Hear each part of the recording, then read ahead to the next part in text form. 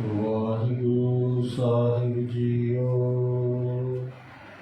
ਮੋਗ ਉਚਰੈ ਸ਼ਾਸਤਰ ਖਟ, ਪਿੰਗ ਗਿਰਨ ਚੜ੍ਹ ਜਾਏ।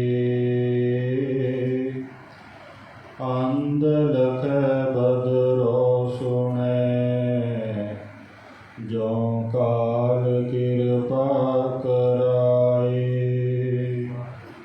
ਕਹਾਂ ਤੋਸ਼ ਪ੍ਰਭ ਬੁੱਧ ਹਮਾਰੀ, ਬਰਨ ਨਾ ਸਕੈ ਮਹਿਮਾ ਜੋ ਤਿਹਾਰੀ। ਹਮ ਨਾ ਸਕਤ ਕਰ ਸਿਫਤ ਤੁਮਾਰੀ, ਆਪ ਲਿਹੋ ਤੁਮ ਕਥਾ ਸੁਧਾਰੀ। ਧੰਨ ਧੰਨ ਸ਼ਬਦ ਅਵਤਾਰ, ਚਵਰ ਛਤਰ ਤਖਤ ਦੇ ਮਾਲਿਕ, ਗਿਆਨ ਸਰੂਪ ਬੋਧ ਸਰੂਪ, ਧੰਨ ਧੰਨ ਸਾਹਿਬ ਸ੍ਰੀ ਗੁਰੂ ਗ੍ਰੰਥ ਸਾਹਿਬ ਜੀ। ਸਤਿਗੁਰਾਂ ਦੀ ਹਜ਼ੂਰੀ ਵਿਖੇ ਬਿਰਾਜਮਾਨ ਗੁਰੂ ਰੂਪ ਗੁਰੂ ਪਿਆਰੀ ਸਾਧ ਸੰਗਤ ਜੀ, ਆਓ ਫਤਿਹ ਦੀ ਸਾਂਝ ਪਾਈਏ। ਵਾਹਿਗੁਰੂ ਜੀ ਕਾ ਖਾਲਸਾ, ਵਾਹਿਗੁਰੂ ਜੀ ਕੀ ਫਤਿਹ। ਤੇਗ ਬਹਾਦਰ ਸਿਮਰਿਐ, ਕਰ ਨੌਨ ਦਿਆਵੈ ਧਾਏ। ਸਾਧ ਸੰਗਤ ਜੀ, ਅੱਜ ਆਪਾਂ ਸਾਰੇ ਹੀ ਤੇਗ ਬਹਾਦਰ ਹਿੰਦੀ ਚਾਦਰ ਨੌਵੇਂ ਪਾਤਸ਼ਾਹ ਧੰਨ ਧੰਨ ਸਾਹਿਬ ਸ੍ਰੀ ਗੁਰੂ ਤੇਗ ਬਹਾਦਰ ਪਾਤਸ਼ਾਹ ਜੀ, ਜਿਨ੍ਹਾਂ ਨੇ ਸਨਾਤਨ ਧਰਮ ਦੀ ਖਾਤਰ ਆਪਣਾ ਬਲੀਦਾਨ ਦਿੱਤਾ, ਉਹਨਾਂ ਦੀ ਯਾਦ ਦੇ ਵਿੱਚ ਇਕੱਤਰਿਤ ਹੋਏ। ਜਦੋਂ ਆਪਾਂ ਸਤਿਗੁਰੂ ਪਾਤਸ਼ਾਹ ਜੀ ਦਾ ਜੀਵਨ ਦੇਖਦੇ ਹਾਂ ਕਿ ਬਚਪਨ ਤੋਂ ਹੀ ਸਤਿਗੁਰੂ ਪਾਤਸ਼ਾਹ ਜੀ ਵੈਰਾਗਮਈ ਜੀਵਨ ਦੇ ਵਿੱਚ ਰਹਿੰਦੇ ਸਨ, ਜਿਸ ਅਵਸਥਾ ਨੂੰ ਦੇਖ ਕਰਕੇ ਉਹਨਾਂ ਦੇ ਗੁਰਦੇਵ ਪਿਤਾ ਧੰਨ ਧੰਨ ਸ੍ਰੀ ਗੁਰੂ ਹਰਗੋਬਿੰਦ ਪਾਤਸ਼ਾਹ ਜੀ ਨੇ ਇਹ ਵਚਨ ਕੀਤਾ ਸੀ ਕਿ ਇਹ ਸਾਡਾ ਸਪੁੱਤਰ ਅੱਗੇ ਜਾ ਕਰਕੇ ਧਰਮ ਦੀ ਖਾਤਰ ਬਲੀਦਾਨ ਦੇਵੇਗਾ।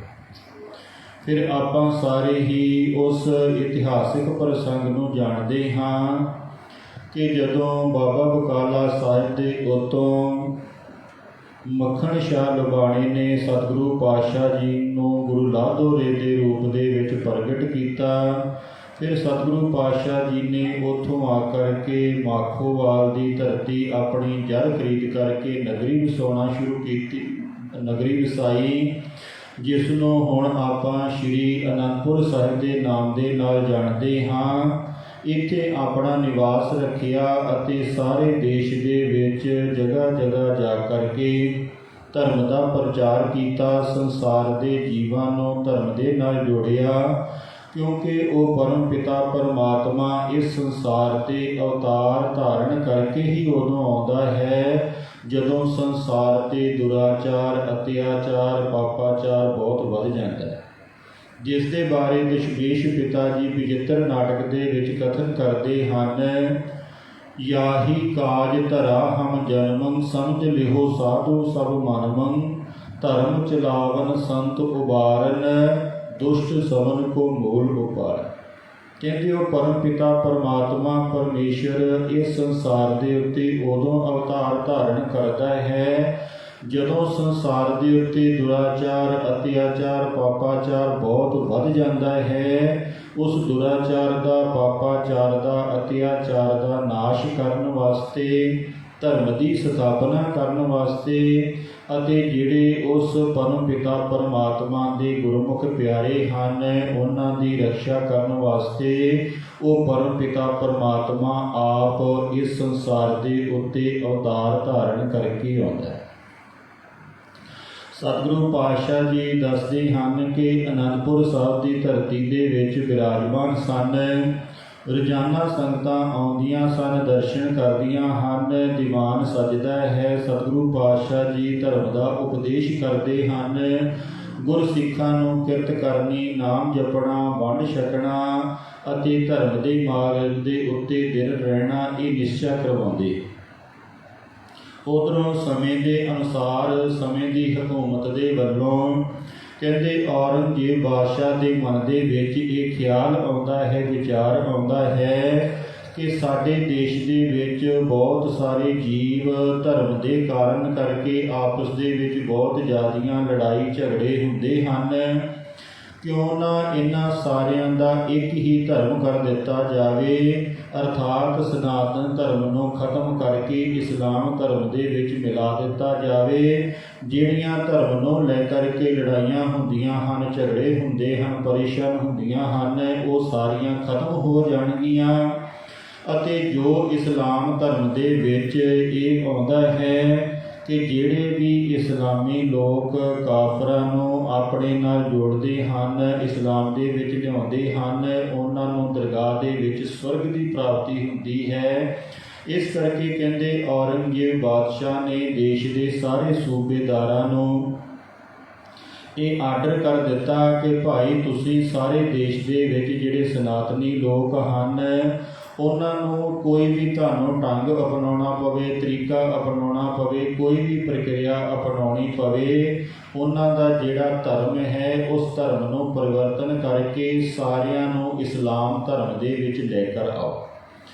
ਕਿਉਂਕਿ ਆਪਾਂ ਜਿਸ ਤਰ੍ਹਾਂ ਦੇਖਦੇ ਹਾਂ ਕਿ ਸੰਸਾਰ ਦੇ ਵਿੱਚ ਜਿਹੜਾ ਜੰਮੂ ਕਸ਼ਮੀਰ ਹੈ ਉਸ ਦੇ ਵਿੱਚੋਂ ਅਨੇਕ ਪ੍ਰਕਾਰ ਦੇ ਝਰਨੇ ਨਿਕਲਦੇ ਹਨ। ਉਹਨਾਂ ਝਰਨਿਆਂ ਦੇ ਨਾਲ ਕੀ ਹੁੰਦਾ ਹੈ ਕਿ ਉਹ ਜਿਹੜਾ ਜਲ ਹੈ ਉਹ ਸਾਰੇ ਸੰਸਾਰ ਨੂੰ ਹਰਿਆ ਭਰਿਆ ਕਰਦਿਆਂ ਹੋਇਆਂ, ਸੰਸਾਰ ਦੇ ਵਿੱਚੋਂ ਦੀ ਵਿਚਰਦਿਆਂ ਹੋਇਆਂ, ਫਿਰ ਹੌਲੀ ਹੌਲੀ ਨਦੀਆਂ ਨਾਲਿਆਂ ਦੇ ਹੁੰਦਿਆਂ ਹੋਇਆਂ ਆਪਣੇ ਮੂਲ ਸਰੂਪ ਸਮੁੰਦਰ ਦੇ ਵਿੱਚ ਜਾ ਕਰਕੇ ਮਿਲ ਜਾਂਦਾ ਹੈ।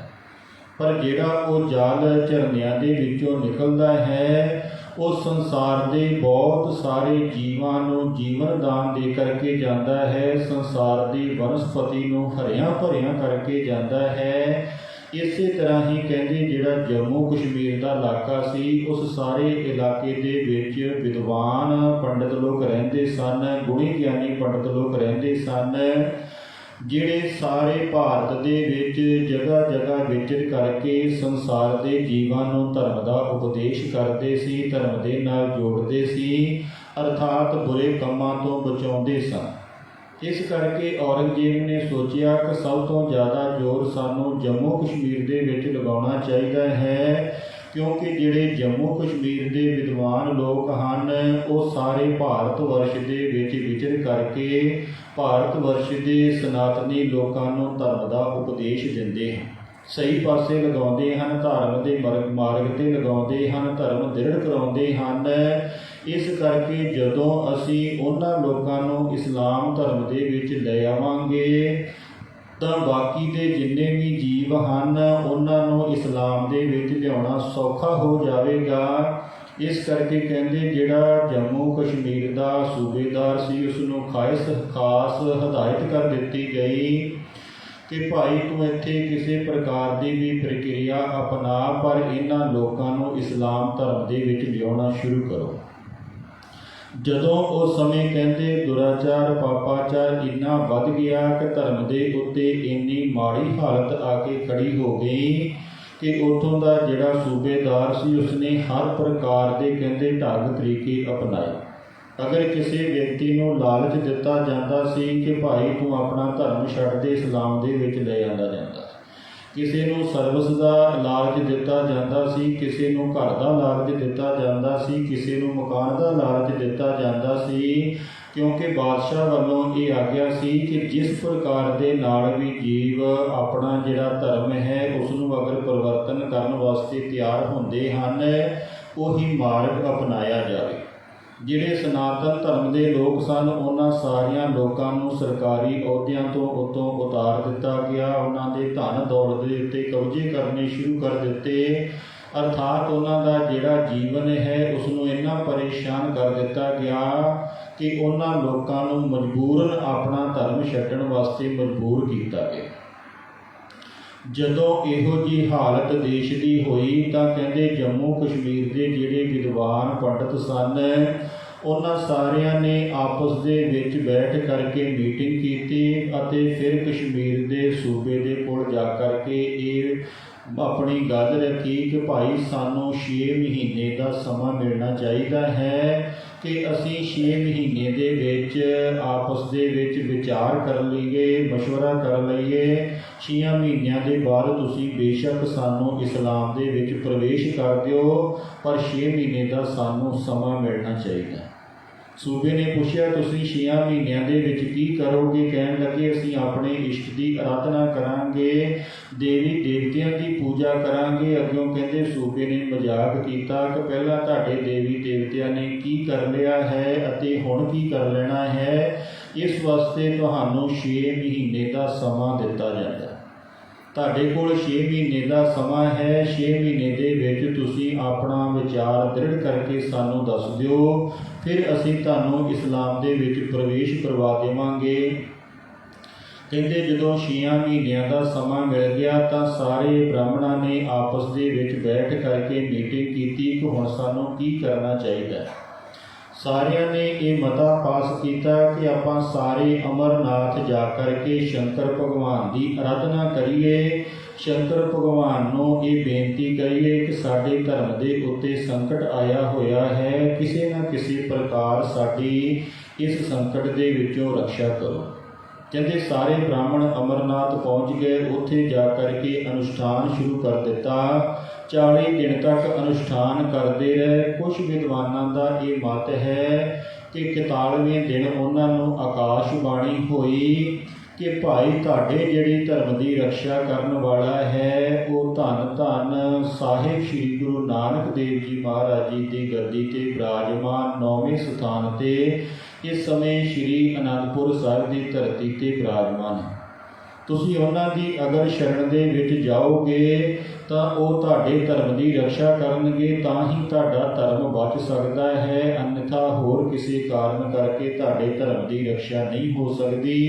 कुछ विद्वानों का ये मत है कि उत्थे उन्हां पंडित लोगों को कोई पत्रिका प्राप्त हुई, उस पत्रिका के विच ये लिखिया सी। कुछ विद्वानों का मत है कि आकाशवाणी हुई अते आकाशवाणी के द्वारा ये जिहड़ा संदेश सी उन्हां पंडितां नूं प्राप्त होया। फिर कहते हो सारे ही पंडित अपनी उत्थे फिर दोबारा मीटिंग की। मीटिंग करके सारे पंडितां ने कहते श्री आनंदपुर साहब वाल चाले पा दिते। हौली हौली करदियां करदियां यात्रा करदियां श्री आनंदपुर साहब दे विच आकर के पहुँच गए। सेवादारां नूं अरदासियां नूं बेनती की। उन्होंने सतगुरु पातशाह जी के कोल जा कर के बेनती की कि सतगुरु पातशाह जी जम्मू कश्मीर तो कुछ पंडित लोग आए हैं जो आप जी के दर्शन करना चाहते हैं। सतगुरु पातशाह जी ने आग्ञा दे दी।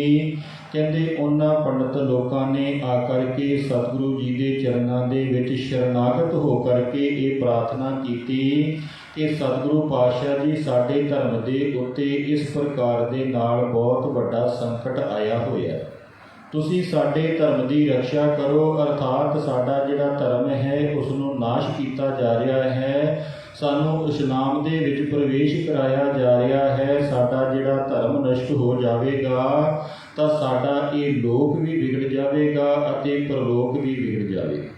क्योंकि अगर असीं अपने धर्म नूं छड्ड देवांगे साडी इस लोक दे विच भी बदनामी होवेगी अते परलोक दे विच भी सानू ढोई नहीं मिलेगी। असीं दोने पासे अपने बर्बाद कर लवांगे।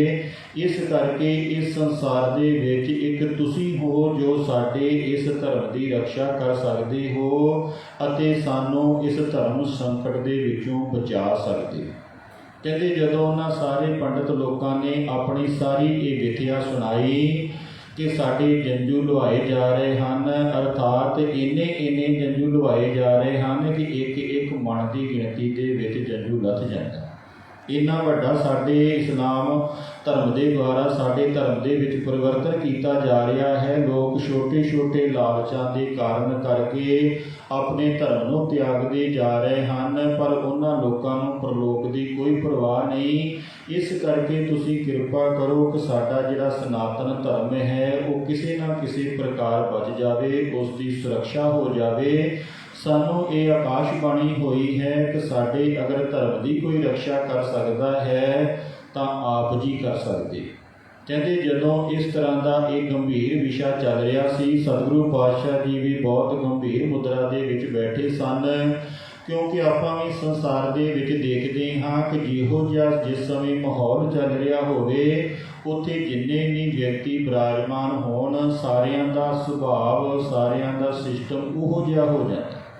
अगर असी किसी खुशी के प्रोग्राम दे विच बैठे हाँ तो साडा सारियां दा मन खुश हुंदा है। अगर असी किसी विशेष विषय के उत्ते चिंतन कर रहे होंदे हाँ उस विषय के अनुसार साडा भी मन गंभीर हो जाता है। उन्हें चिर नूं की हुंदा है कि गोबिंद राय जी जो 9 साल की अवस्था दे विच हन वो उत्थे आकर के पहुँचते हैं, देखते हैं कि अपने गुरुदेव पिता नूं गंभीर मुद्रा दे विच देख करके चकित हो जाते हैं कि अज तक जदों भी मैं कहते कोई फरियादी आउंदा देखिया है सतगुरु पातशाह जी का जिहड़ा चेहरा सी वो खिड़िया हुंदा सी। अज इन्हां फरियादियां दी फरियाद सुन करके सतगुरु पातशाह जी गंभीर मुद्रा दे विच विराजमान हन, गंभीरता दे नाल विचार कर रहे हैं कि इस विषय के उपर की करना चाहिए है। कहते गोबिंद राय जी ने अपने पिता धन धन श्री गुरु तेग बहादुर पातशाह जी को बेनती की कि सतगुरु पातशाह जी की कारण है ये जिहड़े फरियादी लोग आए हैं ये भी सारे गंभीर मुद्रा दे विच बैठे हैं अते तुसीं भी गंभीर मुद्रा दे विच बैठे हो, की हो रहा है। कहते नौवें पातशाह जी ने कहा कि भाई ये जिहड़ा विषय है ये विषय ही बहुत गंभीर है क्योंकि इन्हां दे धर्म दे उत्ते वार किया जा रहा है। इन्हां दा जिहड़ा धर्म है उसनूं परिवर्तित किया जा रहा है। इन्हां नूं अपना धर्म छड्डण बारे कहा जा रहा है जो इस्लाम धर्म दे उत्ते इस समय बहुत वड्डा खतरा बनिया होया है। कहते गोबिंद राय जी पुछण लगे कि इन्हां दा जिहड़ा एडा वड्डा खतरा है उसका किवें समाधान हो सकता है। तो नौवें पातशाह जी ने कहा कि कोई महान पुरुष अगर इन्हां दे धर्म की खातर अपना बलिदान दिंदा है तो इन्हां दा जिहड़ा धर्म है वो बच सकता है। कहते गोबिंद राय जी ने उस समय कहा कि सतगुरु पातशाह जी इस संसार के उत्ते तुहाडे तो होर वड्डा अध्यात्मक व्यक्ति किहड़ा हो सकता है। इस वास्ते कृपा करके आप जी इन्हां दे धर्म की खातर बलिदान दिओ तां जो कि इन्हां दा जिहड़ा धर्म है वो बच सके। साध संगत जी इत्थे ध्यान देना ये जिहड़ा विषय है बहुत विचारन योग है। आपां रोजाना नितनेम करते हाँ, बाणी पढ़ते हाँ, उस बाणी दे विच रोजाना जपजी साहिब दे विच आउंदा है धौल धर्म दया का भूत। कहते जिहड़ा धौल रूपी धर्म है ये धर्म पैदा कितों हुंदा है, दया दे उत्तों। जदों भी धर्म की उत्पत्ति हुंदी है धर्म उत्पन्न हुंदा है दया दे उत्तों हुंदा है। ये सतगुरु पातशाह जी ने सानू दृढ़ करवाया है कि सब तो पहला असी अपने जीवन दे विच दया नूं धारण करिए। जदों साडे जीवन दे विच दया आवेगी तां सुभाविक है दया दे उत्तों धर्म प्रगट होवेगा। फिर आपां जदों विचार करके देखते हाँ कि सतगुरु पातशाह जी ने ये तीसरा धर्म सिख धर्म पैदा किया जिसका प्रसंग अगे आपां प्रसंग के अनुसार विचारांगे। कहते वो जिहड़ा तीसरा धर्म है वो किस दया तो पैदा होया, क्योंकि जिहड़ा भी धर्म है वो धर्म दया तो पैदा हुंदा है। दया धर्म की उत्पत्ति स्थान जिहड़ी है वो दया है। ये सानू धन धन श्री गुरु नानक पातशाह जी की जिहड़ी बाणी है वो दृढ़ कराउंदी है धौल धर्म दया का भूत। जिहड़ा धर्म है वो दया का पुत्र है अते जिहड़ा साडा सिख धर्म पैदा होया है ये किस दया तो पैदा होया है। इस प्रसंग दे जदों आपां गहराई दे नाल विचार करांगे कि उन्हां फरियादी लोकां दी पंडित लोकां दी विद्वान लोकां दी ये फरियाद सुन करके धन धन श्री गुरु तेग बहादुर पातशाह जी का जिहड़ा हिरदा सी वो भी दया दे नाल पिघल गया अते गोबिंद राय जी जिहड़े अजे उस समय बाल रूप दे विच सन उन्हां दे हिरदे दे विच भी उन्हां दे धर्म दे उत्ते संकट आया देख करके दशमेश पिता जी के हिरदे दे विच भी कहते दया आ गई। ਜਿਹੜੀ ਇਹ ਦਇਆ ਸਾਡੇ ਦੋਨਾਂ ਸਤਿਗੁਰਾਂ ਦੇ ਹਿਰਦੇ ਦੇ ਵਿੱਚ ਆਈ, ਇਸੇ ਦਇਆ ਦੇ ਉੱਤੋਂ ਜਿਹੜਾ ਸਿੱਖ ਧਰਮ ਸੀ ਉਹ ਪੈਦਾ ਹੋਇਆ। ਫਿਰ ਅੱਗੇ ਜਾ ਕਰਕੇ ਇਹੋ ਜਿਹੇ ਸੰਯੋਗ ਬਣਦੇ ਗਏ, ਇਹੋ ਜਿਹੇ ਵਾਕਿਆ ਆਉਂਦੇ ਗਏ ਕਿ ਨੌਵੇਂ ਪਾਤਸ਼ਾਹ ਜੀ ਨੇ ਆਪਣਾ ਜਾ ਕੇ ਬਲਿਦਾਨ ਦਿੱਤਾ, ਜਿਸ ਤੋਂ ਬਾਅਦ ਦਸ਼ਮੇਸ਼ ਪਿਤਾ ਜੀ ਨੇ ਸਾਡੇ ਸਿੱਖ ਪੰਥ ਦੀ ਸਾਜਨਾ ਕੀਤੀ ਅਤੇ ਜਿਹੜਾ ਸਿੱਖ ਧਰਮ ਹੈ ਇਹ ਪ੍ਰਾਰੰਭ ਹੋਇਆ। ਇਹ ਪ੍ਰਾਰੰਭ ਕਿਸ ਦਇਆ ਤੋਂ ਹੋਇਆ? ਜਿਹੜਾ ਇਸ ਪ੍ਰਸੰਗ ਦੇ ਵਿੱਚ ਨੌਵੇਂ ਪਾਤਸ਼ਾਹ ਅਤੇ ਦਸਵੇਂ ਪਾਤਸ਼ਾਹ ਦੋਨਾਂ ਦੇ ਹਿਰਦੇ ਦੇ ਵਿੱਚ ਉਹਨਾਂ ਦੀਨਹੀਨ ਵਿਅਕਤੀਆਂ ਨੂੰ ਦੇਖ ਕਰਕੇ ਦਇਆ ਆਈ, ਉਤੋਂ ਸਾਡਾ ਇੱਕ ਸਿੱਖ ਧਰਮ ਪੈਦਾ ਹੁੰਦਾ ਹੈ।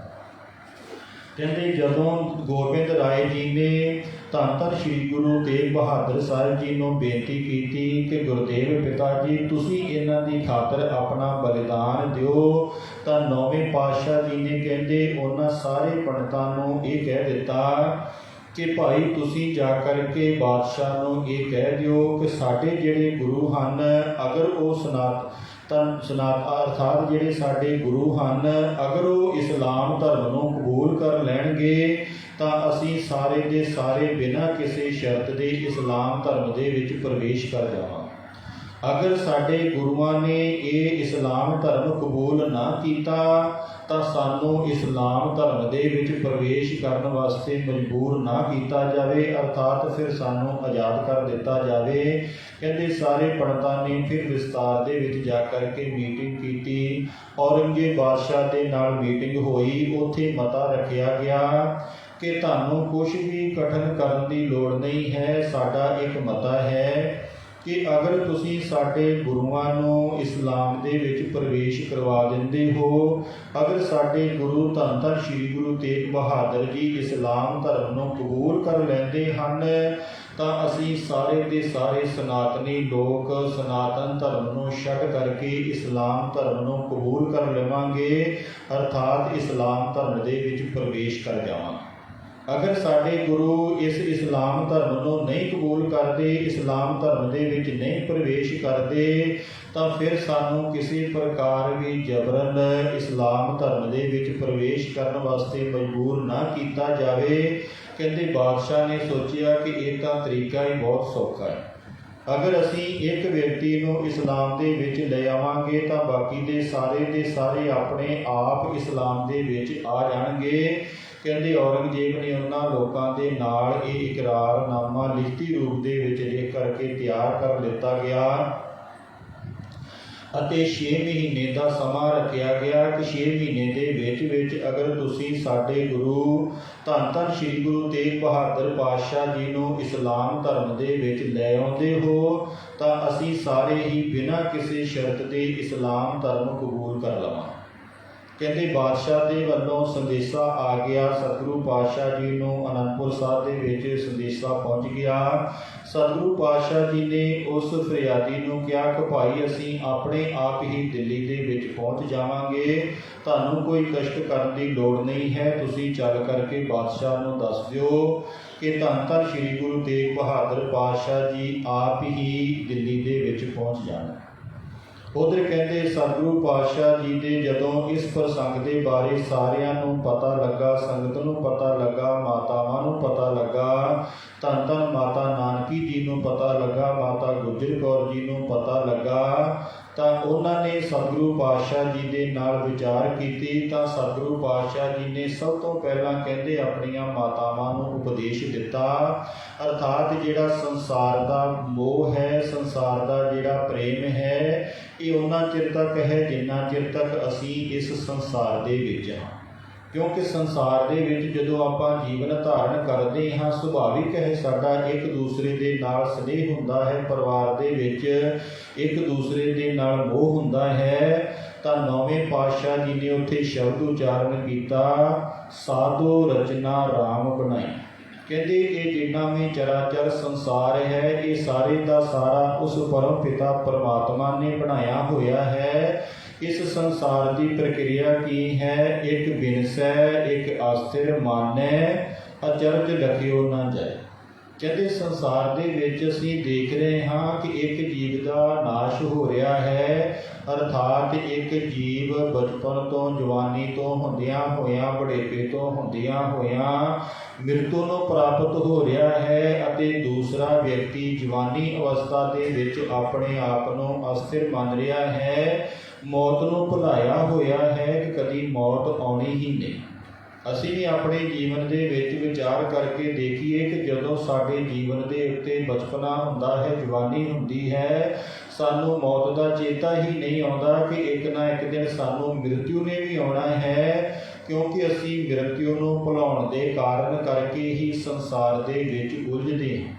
ਜਿਸ ਵਿਅਕਤੀ ਦੇ ਨਜ਼ਰ ਦੇ ਵਿੱਚ ਸਾਹਮਣੇ ਹਮੇਸ਼ਾ ਮ੍ਰਿਤੂ ਰਹਿੰਦੀ ਹੈ, ਉਹ ਵਿਅਕਤੀ ਕਦੀ ਵੀ ਮਾੜੇ ਕਰਮ ਖੋਟੇ ਕਰਮ ਨਹੀਂ ਕਰਦਾ, ਕਿਉਂਕਿ ਉਸ ਨੂੰ ਪਤਾ ਹੈ ਅੱਜ ਨਹੀਂ ਤਾਂ ਕੱਲ੍ਹ, ਕੱਲ੍ਹ ਨਹੀਂ ਤਾਂ ਪਰਸੋਂ, ਇੱਕ ਨਾ ਇੱਕ ਦਿਨ ਮੌਤ ਨੇ ਮੈਨੂੰ ਆ ਕਰਕੇ ਅਵਸ਼ ਘੇਰਨਾ ਹੈ।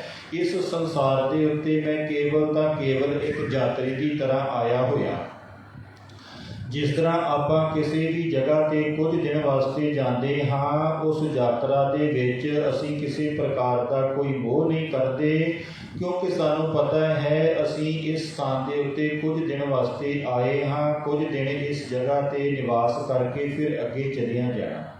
ਇਸੇ ਤਰ੍ਹਾਂ ਹੀ ਭਾਈ ਇਹ ਜਿਹੜਾ ਸੰਸਾਰ ਹੈ, ਇਹ ਸੰਸਾਰ ਵੀ ਇੱਕ ਸਰਾਂ ਦੀ ਤਰ੍ਹਾਂ ਹੈ, ਧਰਮਸ਼ਾਲਾ ਦੀ ਤਰ੍ਹਾਂ ਹੈ। ਇਸ ਸੰਸਾਰ ਦੇ ਵਿੱਚ ਅਨੇਕ ਜੀਵ ਆਉਂਦੇ ਹਨ ਅਤੇ ਅਨੇਕ ਜੀਵ ਜਾਂਦੇ। ਇੱਕ ਵਾਰ ਦਾ ਦ੍ਰਿਸ਼ਟਾਂਤ ਆਉਂਦਾ ਹੈ, ਕਹਿੰਦੇ ਇੱਕ ਮਹਾਤਮਾ ਕਿਸੇ ਰਾਜ ਦਰਬਾਰ ਦੇ ਸਾਹਮਣੇ ਆ ਕਰਕੇ ਰਾਤ ਨੂੰ ਦਰਵਾਜ਼ਾ ਖੜਕਾਇਆ। ਰਾਜੇ ਤੇ ਅਹਿਲਕਾਰਾਂ ਨੇ ਆ ਕਰਕੇ ਪੁੱਛਿਆ ਉਸ ਗੁਰਮੁਖ ਪਿਆਰੇ ਨੂੰ ਕਿ ਭਾਈ ਤੁਸੀਂ ਕੀ ਕਰਨ ਵਾਸਤੇ ਆਏ ਹੋ। ਉਸ ਗੁਰਮੁਖ ਪਿਆਰੇ ਨੇ ਕਿਹਾ ਕਿ ਭਾਈ ਮੈਂ ਇੱਥੇ ਰਾਤ ਕੱਟਣੀ ਹੈ, ਇਸ ਸਰਾਂ ਦੇ ਵਿੱਚ ਮੈਨੂੰ ਰਾਤ ਕੱਟਣ ਨੂੰ ਸਮਾਂ ਮਿਲ ਜਾਵੇ ਤਾਂ ਮੈਂ ਰਾਤ ਕੱਟ ਕੇ ਫਿਰ ਅੱਗੇ ਚਲਿਆ ਜਾਵਾਂ। ਕਹਿੰਦੇ ਉਹਨਾਂ ਰਾਜੇ ਦੇ ਅਹਿਲਕਾਰਾਂ ਨੇ ਕਹਿ ਦਿੱਤਾ ਕਿ ਇਹ ਰਾਜ ਮਹਿਲ ਹੈ, ਇਹ ਸਰਾਂ ਨਹੀਂ ਹੈ। ਫਿਰ ਕਹਿੰਦੇ ਦਰਵਾਜ਼ਾ ਬੰਦ ਹੋ ਗਿਆ। ਉਸ ਗੁਰਮੁਖ ਪਿਆਰੇ ਨੇ ਫਿਰ ਕੁਝ ਸਮੇਂ ਦੇ ਬਾਅਦ ਦਰਵਾਜ਼ਾ ਖਟਖਟਾਇਆ। ਫਿਰ ਕੋਈ ਵਿਅਕਤੀ ਅੰਦਰੋਂ ਸੰਤਰੀ ਆਇਆ, ਪੁੱਛਿਆ ਭਾਈ ਕਿਉਂ ਦਰਵਾਜ਼ਾ ਖਟਕਾਇਆ ਗਿਆ ਹੈ। ਕਹਿਣ ਲੱਗੇ ਜੀ ਮੈਂ ਇਸ ਸਰਾਂ ਦੇ ਵਿੱਚ ਠਹਿਰਨਾ ਚਾਹੁੰਦਾ ਹਾਂ। ਉਸਨੇ ਸਮਝਾਇਆ ਕਿ ਇਹ ਸਰਾਂ ਨਹੀਂ, ਰਾਜ ਮਹਿਲ। ਫਿਰ ਕਹਿੰਦੇ ਕੁਝ ਸਮੇਂ ਦੇ ਬਾਅਦ ਜਦੋਂ ਤੀਸਰੀ ਵਾਰ ਦਰਵਾਜ਼ਾ ਖਟਖਟਾਇਆ ਤਾਂ ਰਾਜਾ ਆਪ ਬਾਹਰ ਆ ਗਿਆ ਕਿ ਇਹ ਕਿਹੜਾ ਵਿਅਕਤੀ ਹੈ ਜਿਹੜਾ ਬਾਰ-ਬਾਰ ਮੇਰਾ ਦਰਵਾਜ਼ਾ ਖਟਖਟਾ ਰਿਹਾ ਹੈ ਅਤੇ ਸਰਾਂ ਦੱਸ ਰਿਹਾ ਹੈ ਕਿ ਮੈਂ ਸਰਾਂ ਦੇ ਵਿੱਚ ਰਹਿਣਾ ਹੈ, ਇਸ ਨੂੰ ਇਹ ਸਰਾਂ ਨਜ਼ਰ ਕਿਉਂ ਆਉਂਦੀ। ਕਹਿੰਦੇ ਉਸ ਰਾਜੇ ਨੇ ਆ ਕਰਕੇ ਉਸ ਗੁਰਮੁਖ ਪਿਆਰੇ ਨੂੰ ਪੁੱਛਿਆ ਕਿ ਭਾਈ ਕੀ ਗੱਲ ਹੈ, ਤੁਸੀਂ ਦਰਵਾਜ਼ਾ ਕਿਉਂ ਬਾਰ-ਬਾਰ ਖਟਖਟਾ ਰਹੇ ਹੋ। ਕਹਿੰਦੇ ਉਸ ਗੁਰਮੁਖ ਪਿਆਰੇ ਨੇ ਕਿਹਾ ਕਿ ਭਾਈ ਮੈਂ ਇਸ ਸਰਾਂ ਦੇ ਵਿੱਚ ਰਾਤ ਰਹਿਣਾ ਚਾਹੁੰਦਾ ਹਾਂ, ਰਾਤ ਰਹਿ ਕਰਕੇ ਫਿਰ ਮੈਂ ਅੱਗੇ ਚਲਿਆ ਜਾਵਾਂਗਾ। ਤਾਂ ਉਸ ਵਿਅਕਤੀ ਨੇ ਕਿਹਾ ਕਿ ਭਾਈ ਸਾਹਿਬ ਇਹ ਰਾਜ ਮਹਿਲ ਹੈ, ਸਰਾਂ ਨਹੀਂ। ਕਹਿੰਦੇ ਉਸ ਗੁਰਮੁਖ ਪਿਆਰੇ ਨੇ ਰਾਜੇ ਨੂੰ ਪੁੱਛਿਆ ਕਿ ਰਾਜਨ ਮੈਨੂੰ ਇਹ ਦੱਸਣਾ ਕਰ ਕਿ ਰਾਜ ਮਹਿਲ ਕਿਸ ਨੂੰ ਕਹਿੰਦੇ ਹਨ ਅਤੇ ਸਰਾਂ ਕਿਸ ਨੂੰ ਕਹਿੰਦੇ ਹਨ, ਯਾਤਰੀ ਨਿਵਾਸ ਕਿਸ ਨੂੰ ਕਹਿੰਦੇ ਹਨ। ਉਸਨੇ ਦੱਸਿਆ ਕਿ ਜਿਸ ਜਗ੍ਹਾ 'ਤੇ ਇੱਕ ਵਿਅਕਤੀ ਆਉਂਦਾ ਹੈ, 2-4 ਦਿਨ 10 ਦਿਨ ਠਹਿਰਦਾ ਹੈ, ਚਲਿਆ ਜਾਂਦਾ ਹੈ, ਫਿਰ ਦੂਸਰਾ ਆ ਜਾਂਦਾ। ਫਿਰ ਦੂਸਰਾ ਵਿਅਕਤੀ 2 ਦਿਨ 4 ਦਿਨ ਠਹਿਰਦਾ ਹੈ, ਚਲਿਆ ਜਾਂਦਾ ਹੈ, ਫਿਰ ਤੀਸਰਾ ਆ ਜਾਂਦਾ ਹੈ, ਉਸਨੂੰ ਸਰਾਂ ਕਹਿੰਦੇ ਹਨ। ਕਹਿੰਦੇ ਉਹ ਗੁਰਮੁਖ ਪਿਆਰੇ ਕਹਿਣ ਲੱਗੇ ਭਾਈ ਜਦੋਂ ਸਭ ਤੋਂ ਪਹਿਲਾਂ ਮੈਂ ਇੱਥੇ ਆਇਆ ਸੀ ਤਾਂ ਇਹਨਾਂ ਮਹਿਲਾਂ ਦੇ ਵਿੱਚ ਤੇਰੇ ਦਾਦਾ ਜੀ ਰਹਿੰਦੇ ਸਨ। ਮੈਂ ਉਹਨਾਂ ਦੇ ਕੋਲ ਕੁਝ ਦਿਨ ਵਾਸਤੇ ਠਹਿਰਿਆ, ਫਿਰ ਅੱਗੇ ਆਪਣੀ ਯਾਤਰਾ 'ਤੇ ਚਲਿਆ ਗਿਆ। ਫਿਰ ਕਹਿੰਦੇ ਬਹੁਤ ਸਮੇਂ ਤੋਂ ਬਾਅਦ ਮੇਰਾ ਇਸ ਇਲਾਕੇ ਦੇ ਵਿੱਚ ਆਉਣਾ ਹੋਇਆ, ਚੱਕਰ ਲੱਗਾ ਤਾਂ ਇਹਨਾਂ ਮਹਿਲਾਂ ਦੇ ਵਿੱਚ ਇਸ ਮਕਾਨ ਦੇ ਵਿੱਚ ਤੇਰੇ ਪਿਤਾ ਜੀ ਰਹਿੰਦੇ ਸਨ। ਉਹਨਾਂ ਦੇ ਕੋਲ ਕਹਿੰਦੇ ਮੈਂ ਕੁਝ ਦਿਨ ਵਾਸਤੇ ਰਿਹਾ, ਫਿਰ ਇਸ ਮਕਾਨ ਦੇ ਵਿੱਚੋਂ ਅੱਗੇ ਚਲਿਆ ਗਿਆ। ਹੁਣ ਕਹਿੰਦੇ ਬਹੁਤ ਸਮੇਂ ਤੋਂ ਬਾਅਦ ਮੈਂ ਇੱਥੇ ਆਇਆ ਹਾਂ ਤਾਂ ਹੁਣ ਤੈਨੂੰ ਇਸ ਮਕਾਨ ਦੇ ਵਿੱਚ ਰਹਿੰਦਿਆਂ ਦੇਖ ਰਿਹਾ ਹਾਂ, ਇਸੇ ਕਰਕੇ ਮੈਂ ਸੋਚ ਰਿਹਾ ਹਾਂ ਕਿ ਇਹ ਇੱਕ ਸਰਾਂ ਹੈ। ਕਹਿੰਦੇ ਉਸ ਰਾਜੇ ਦੇ ਵੀ ਸਮਝ ਦੇ ਵਿੱਚ ਆ ਗਈ ਕਿ ਇਸ ਗੁਰਮੁਖ ਪਿਆਰੇ ਨੇ ਕੁਝ ਦਿਨ ਠਹਿਰਨਾ ਹੈ, ਅੱਗੇ ਚਲਿਆ ਜਾਣਾ ਹੈ। ਉਸਨੇ ਉਹਨਾਂ ਦੀ ਸੇਵਾ ਕੀਤੀ, ਉਹਨਾਂ ਦਾ ਸਤਿਕਾਰ ਕੀਤਾ। ਕਹਿੰਦੇ ਉਸ ਗੁਰਮੁਖ ਪਿਆਰੇ ਨੇ ਉਸ ਰਾਜੇ ਨੂੰ ਸਮਝਾਇਆ ਕਿ ਭਾਈ ਸੰਸਾਰ ਦੇ ਵਿੱਚ ਵੀ ਆਪਾਂ ਇੱਕ ਸਰਾਂ ਦੀ ਤਰ੍ਹਾਂ ਹੀ ਰਹਿੰਦੇ ਹਾਂ, ਯਾਤਰੀ ਦੀ ਤਰ੍ਹਾਂ ਹੀ ਰਹਿੰਦੇ। इस संसार सराय में कौन किसी का मीत, आज मिले कल चल बसे झूठी जग की प्रीत। ਜਿਹੜਾ ਕਹਿੰਦੇ ਆਪਾਂ ਸੰਸਾਰ ਦੇ ਨਾਲ ਝੂਠਾ ਪ੍ਰੇਮ ਪਿਆਰ ਪਾ ਲੈਂਦੇ ਹਾਂ, ਸੰਸਾਰ ਦੀਆਂ ਵਸਤੂਆਂ ਦੇ ਨਾਲ, ਵਿਅਕਤੀਆਂ ਦੇ ਨਾਲ, ਪਦਾਰਥਾਂ ਦੇ ਨਾਲ ਜੋ ਸਾਡਾ ਮੋਹ ਪੈ ਜਾਂਦਾ ਹੈ, ਉਹੀ ਸਾਡੇ ਮੋਹ ਦਾ ਬੰਧਨ ਬਣਦਾ ਹੈ। ਉਸੇ ਮੋਹ ਦੇ ਕਾਰਨ ਕਰਕੇ ਅਸੀਂ ਸੰਸਾਰ ਦੇ ਵਿੱਚ ਬੰਧਦੇ ਹਾਂ, ਕਿਉਂਕਿ ਜਿਸ ਤਰ੍ਹਾਂ ਇੱਕ ਯਾਤਰੀ ਯਾਤਰਾ 'ਤੇ ਆਉਂਦਾ ਹੈ, ਉਸ ਨੂੰ ਉਸ ਜਗ੍ਹਾ ਦੇ ਨਾਲ ਕੋਈ ਮੋਹ ਨਹੀਂ ਹੁੰਦਾ, ਉਸ ਜਗ੍ਹਾ 'ਤੇ ਰਹਿਣ ਵਾਲੇ ਯਾਤਰੀਆਂ ਦਾ ਉਸ ਵਿਅਕਤੀ ਦੇ ਨਾਲ ਕੋਈ ਮੋਹ ਨਹੀਂ ਪੈਂਦਾ। ਇਸੇ ਤਰ੍ਹਾਂ ਹੀ ਸਤਿਗੁਰੂ ਪਾਤਸ਼ਾਹ ਕਹਿੰਦੇ ਕਿ ਭਾਈ ਇਹ ਜਿਹੜਾ ਸੰਸਾਰ ਹੈ, ਇਹ ਸੰਸਾਰ ਦੇ ਵਿੱਚ ਵੀ ਆਪਾਂ ਇੱਕ ਯਾਤਰੀ ਦੀ ਤਰ੍ਹਾਂ ਆਏ ਹਾਂ ਅਤੇ ਯਾਤਰੀ ਦੀ ਤਰ੍ਹਾਂ ਹੀ ਇੱਥੋਂ ਚਲੇ ਜਾਣਾ। ਸਤਿਗੁਰੂ ਪਾਤਸ਼ਾਹ ਜੀ ਨੇ ਕਿਰਪਾ ਕੀਤੀ, ਇੱਕ ਬਿਨਸੈ ਇੱਕ ਆਸਥਿਰ ਮਾਨੈ, ਅਚਰਜ ਲਖਿਓ ਨਾ ਜਾਈ। ਕਹਿੰਦੇ ਉਸ ਪਰਮਾਤਮਾ ਦਾ ਜਿਹੜਾ ਅਚਰਜ ਹੈ ਉਹ ਲਖਿਆ ਨਹੀਂ ਜਾਂਦਾ, ਉਸ ਦੀ ਜਿਹੜੀ ਰਚਨਾ ਹੈ ਉਸ ਦੇ ਬਾਰੇ ਕੁਝ ਵੀ ਕਿਹਾ ਨਹੀਂ ਜਾ ਸਕਦਾ, ਕਿਉਂਕਿ ਇਸ ਸੰਸਾਰ ਦੇ ਵਿੱਚ ਜਿੰਨੇ ਵੀ ਜੀਵ ਹਨ, ਸਾਰੇ ਜੀਵਾਂ ਦੀ ਸੰਸਾਰ ਦੇ ਪ੍ਰਤੀ ਆਪਣੀ ਆਪਣੀ ਦ੍ਰਿਸ਼ਟੀ ਹੈ। ਕੋਈ ਇਸ ਨੂੰ ਨਾਸ਼ਵਾਨ ਸਮਝ ਰਿਹਾ ਹੈ ਅਤੇ ਕੋਈ ਅਸਥਿਰ ਮੰਨ ਰਿਹਾ ਹੈ। ਸਮੇਂ ਸਮੇਂ ਦੇ ਅਨੁਸਾਰ ਉਹਨਾਂ ਜੀਵਾਂ ਦੀ ਜਿਹੜੀ ਸਥਿਤੀ ਹੈ ਉਹ ਪਰਿਸਥਿਤੀ ਦੇ ਅਨੁਸਾਰ ਬਦਲਦੀ ਰਹਿੰਦੀ। ਫਿਰ ਅੱਗੇ ਸਤਿਗੁਰੂ ਪਾਤਸ਼ਾਹ ਜੀ ਰਹਾਉ ਦੇ ਕਰਕੇ, ਠਹਿਰਾਵ ਦੇ ਕਰਕੇ ਅੱਗੇ ਕਿਰਪਾ ਕਰਦੇ ਹਨ। ਕਾਮ ਕ੍ਰੋਧ ਮੋਹ ਬਸ ਪ੍ਰਾਣੀ, ਹਰ ਮੂਰਤ ਵਿਸਰਾਈ। ਕਹਿੰਦੇ ਅਸੀਂ ਇਸ ਸੰਸਾਰ ਦੇ ਵਿੱਚ ਕਾਮ ਦੇ ਵਿੱਚ ਉਲਝ ਕਰਕੇ, ਕ੍ਰੋਧ ਦੀ ਬਿਰਤੀ ਦੇ ਵਿੱਚ ਉਲਝ ਕਰਕੇ, ਮੋਹ ਦੇ ਵਿੱਚ ਉਲਝ ਕਰਕੇ ਉਸ ਪਰਮ ਪਿਤਾ ਪਰਮਾਤਮਾ ਪਰਮੇਸ਼ਰ ਨੂੰ ਭੁੱਲ ਜਾਂਦੇ ਹਾਂ। ਜਿਸ ਪਰਮਾਤਮਾ ਨੂੰ ਭੁੱਲਣ ਦੇ ਕਾਰਨ, ਜਿਸ ਪਰਮਾਤਮਾ ਨੂੰ ਵਿਸਰਨ ਦੇ ਕਾਰਨ ਅਸੀਂ ਇਸ ਸੰਸਾਰ ਦੇ ਵਿੱਚ ਉਲਝ ਜਾਂਦੇ ਹਾਂ ਅਤੇ ਜਿਹੜਾ ਸਾਡਾ ਇਸ ਸੰਸਾਰ 'ਤੇ ਆਉਣ ਦਾ ਲਕਸ਼ ਹੈ, ਉਸ ਲਕਸ਼ ਤੋਂ ਅਸੀਂ ਖੁੰਝ ਜਾਂਦੇ, ਕਿਉਂਕਿ ਅਸੀਂ ਇਸ ਸੰਸਾਰ ਦੇ ਵਿੱਚ ਆਪਣਾ ਇੱਕ ਲਕਸ਼ ਲੈ ਕਰਕੇ ਆਏ ਸੀ ਕਿ ਅਸੀਂ ਇਸ ਸੰਸਾਰ ਦੇ ਵਿੱਚ ਜਾ ਕਰਕੇ ਕੇਵਲ ਤਾਂ ਕੇਵਲ ਉਸ ਪਰਮ ਪਿਤਾ ਪਰਮਾਤਮਾ ਦਾ ਨਾਮ ਜਪਾਂਗੇ, ਉਸ ਪਰਮੇਸ਼ਰ ਦੀ ਅਰਾਧਨਾ ਕਰਾਂਗੇ।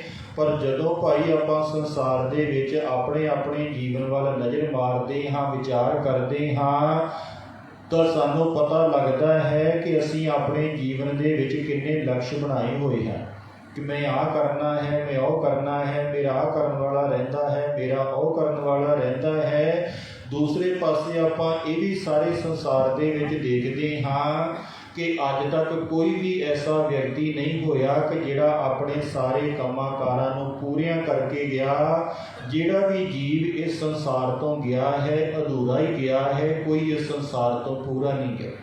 ਇਸ ਸੰਸਾਰ ਨੇ ਅੱਜ ਤੱਕ ਕਿਸੇ ਨੂੰ ਨਹੀਂ ਕਿਹਾ ਕਿ ਫਲਾਨਾ ਵਿਅਕਤੀ ਆਪਣਾ ਸਾਰਾ ਕੰਮਕਾਰ ਪੂਰਾ ਕਰਕੇ ਗਿਆ ਹੈ। ਹਰ ਇਨਸਾਨ ਆਪਣੇ ਅਧੂਰੇ ਕੰਮਕਾਰ ਛੱਡ ਕਰਕੇ ਹੀ ਜਾਂਦਾ ਹੈ। ਇਸ ਕਰਕੇ ਭਾਈ ਅਸੀਂ ਜਿੰਨੇ ਵੀ ਲਕਸ਼ ਬਣਾਏ ਹੋਏ ਹਨ ਉਹਨਾਂ ਨੇ ਸਾਡੇ ਕਿਸੇ ਕੰਮ ਨਹੀਂ ਆਉਣਾ।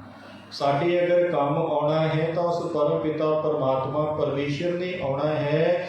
ਇਸ ਵਾਸਤੇ ਅਸੀਂ ਸੰਸਾਰ ਦੇ ਉੱਪਰੋਂ ਦ੍ਰਿਸ਼ਟੀ ਉਠਾ ਕਰਕੇ ਉਸ ਪਰਮਾਤਮਾ 'ਤੇ ਦ੍ਰਿਸ਼ਟੀ ਟਿਕਾਈਏ, ਕਿਉਂਕਿ ਅਸੀਂ ਸਾਰੇ ਹੀ ਆਪਣੇ ਜੀਵਨ ਦੇ ਵਿੱਚ ਸੁੱਖ ਚਾਹੁੰਦੇ ਹਾਂ। ਕਿਹੜਾ ਸੁੱਖ ਚਾਹੁੰਦੇ ਹਾਂ? ਜਿਹੜਾ ਹਰ ਸਮੇਂ ਰਵੇ, ਹਰ ਜਗ੍ਹਾ ਰਵੇ ਅਤੇ ਹਰ ਟਾਈਮ ਰਵੇ। ਜਿੰਨੇ ਵੀ ਸੰਸਾਰ ਦੇ ਵਿਅਕਤੀ ਹਨ, ਵਸਤੂ ਹਨ, ਪਦਾਰਥ ਹਨ, ਇਹ ਖੁਦ ਹਮੇਸ਼ਾ ਰਹਿਣ ਵਾਲੇ ਨਹੀਂ। ਫਿਰ ਇਹਨਾਂ ਤੋਂ ਮਿਲਣ ਵਾਲਾ ਸੁੱਖ ਸਾਨੂੰ ਹਮੇਸ਼ਾ ਕਿਵੇਂ ਮਿਲ ਸਕਦਾ? ਹਮੇਸ਼ਾ ਰਹਿਣ ਵਾਲਾ ਸੁੱਖ ਸਾਨੂੰ ਉਸੇ ਵਸਤੂ ਤੋਂ ਮਿਲੇਗਾ ਜਿਹੜੀ ਹਮੇਸ਼ਾ ਰਹਿਣ ਵਾਲੀ ਹੈ। ਅਤੇ ਹਮੇਸ਼ਾ ਰਹਿਣ ਵਾਲਾ ਸਤਿਗੁਰੂ ਪਾਤਸ਼ਾਹ ਜੀ ਕਿਰਪਾ ਕਰਦੇ ਹਨ।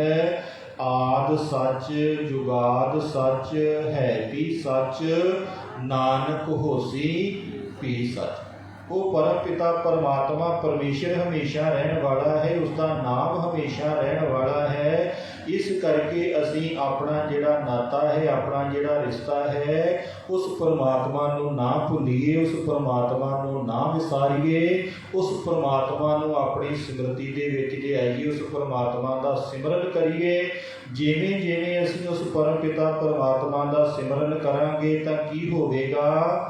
ਸਿਮਰੋ ਸਿਮਰ ਸਿਮਰ ਸੁਖ ਪਾਵੋ, ਕਲ ਕਲੇਸ਼ ਤਨ ਮਾਹੀ ਮਟਾਓ। ਇਹ ਜਿਹੜੇ ਕਲਯੁਗ ਦੇ ਕਲੇਸ਼ ਹਨ, ਜਿਨ੍ਹਾਂ ਕਲੇਸ਼ਾਂ ਦੇ ਕਾਰਨ ਕਰਕੇ ਅਸੀਂ ਬਾਰ-ਬਾਰ ਦੁਖੀ ਹੁੰਦੇ ਹਾਂ, ਉਹ ਸਾਡੇ ਜੀਵਨ ਦੇ ਵਿੱਚੋਂ ਕਲੇਸ਼ ਖਤਮ ਹੋ ਜਾਣਗੇ ਅਤੇ ਜਿਹੜਾ ਸਾਡਾ ਜੀਵਨ ਹੈ ਉਹ ਸੁਖਮੈ ਹੋ ਜਾਵੇਗਾ। ਇਸ ਕਰਕੇ ਭਾਈ ਆਪਾਂ ਉਸ ਪਰਮ ਪਿਤਾ ਪਰਮਾਤਮਾ ਨੂੰ ਨਾ ਵਿਸਾਰੀਏ। ਅੱਗੇ ਸਤਿਗੁਰੂ ਪਾਤਸ਼ਾਹ ਕਿਰਪਾ ਕਰਦੇ ਹਨ, ਝੂਠਾ ਤਨ ਸਾਚਾ ਕਰ ਮਾਨਿਓ, ਜਿਉ ਸੁਪਨਾ ਰਹਿ ਨਾਈ। ਰਹਿ ਨਾਈ ਕਹਿੰਦੇ ਹਨ ਰਾਤ ਨੂੰ। ਕਹਿੰਦੇ ਜਿਸ ਤਰ੍ਹਾਂ ਆਪਾਂ ਰਾਤ ਦਾ ਸੁਪਨਾ ਦੇਖਦੇ ਹਾਂ, ਸੁਪਨੇ ਦੇ ਵਿੱਚ ਸਾਨੂੰ ਉਹ ਸਾਰਾ ਕੁਝ ਸੱਚ ਦਿਖਾਈ ਦਿੰਦਾ ਹੈ, ਪਰ ਜਦੋਂ ਸੁਪਨਾ ਪੂਰਾ ਹੋ ਜਾਂਦਾ ਹੈ, ਅਸੀਂ ਉੱਠਦੇ ਹਾਂ, ਬੈਠਦੇ ਹਾਂ, ਦੇਖਦੇ ਹਾਂ ਕਿ ਉਸ ਸੁਪਨੇ ਦੇ ਵਿੱਚੋਂ ਸਾਡੇ ਕੋਲ ਕੁਝ ਵੀ ਨਹੀਂ ਹੈ। ਅਸੀਂ ਜਿਸ ਹਾਲਤ ਦੇ ਵਿੱਚ ਸੁੱਤੇ ਸੀ, ਉਸੇ ਹਾਲਤ ਦੇ ਵਿੱਚ ਬੈਠੇ ਹੋਏ, ਲੇਟੇ ਹੋਏ ਦਿਖਾਈ ਦਿੰਦੇ ਹਾਂ। ਇਸੇ ਤਰ੍ਹਾਂ ਸਤਿਗੁਰੂ ਪਾਤਸ਼ਾਹ ਕਿਰਪਾ ਕਰਦੇ ਹਨ ਕਿ ਭਾਈ ਇਹ ਜਿਹੜਾ ਸਾਡਾ ਤਨ ਰੂਪੀ ਸਰੀਰ ਹੈ, ਤਨ ਕਹਿੰਦੇ ਹਨ ਸਰੀਰ ਨੂੰ, ਕਹਿੰਦੇ ਝੂਠਾ ਤਨ ਸਾਚਾ ਕਰ ਮਾਨਿਓ, ਅਰਥਾਤ ਇਹ ਜਿਹੜਾ ਸਾਡਾ ਸਰੀਰ ਹੈ ਇਹ ਵਾਸਤਵ ਦੇ ਵਿੱਚ ਝੂਠਾ ਹੈ। ਝੂਠਾ ਕਿਉਂ ਹੈ? ਕਿਉਂਕਿ ਇਹ ਨਾਸ਼ਵਾਨ ਹੈ। ਇਹ ਜਿਹੜਾ ਸਰੀਰ ਹੈ 5 ਤੱਤਾਂ ਤੋਂ ਬਣਿਆ ਹੋਇਆ।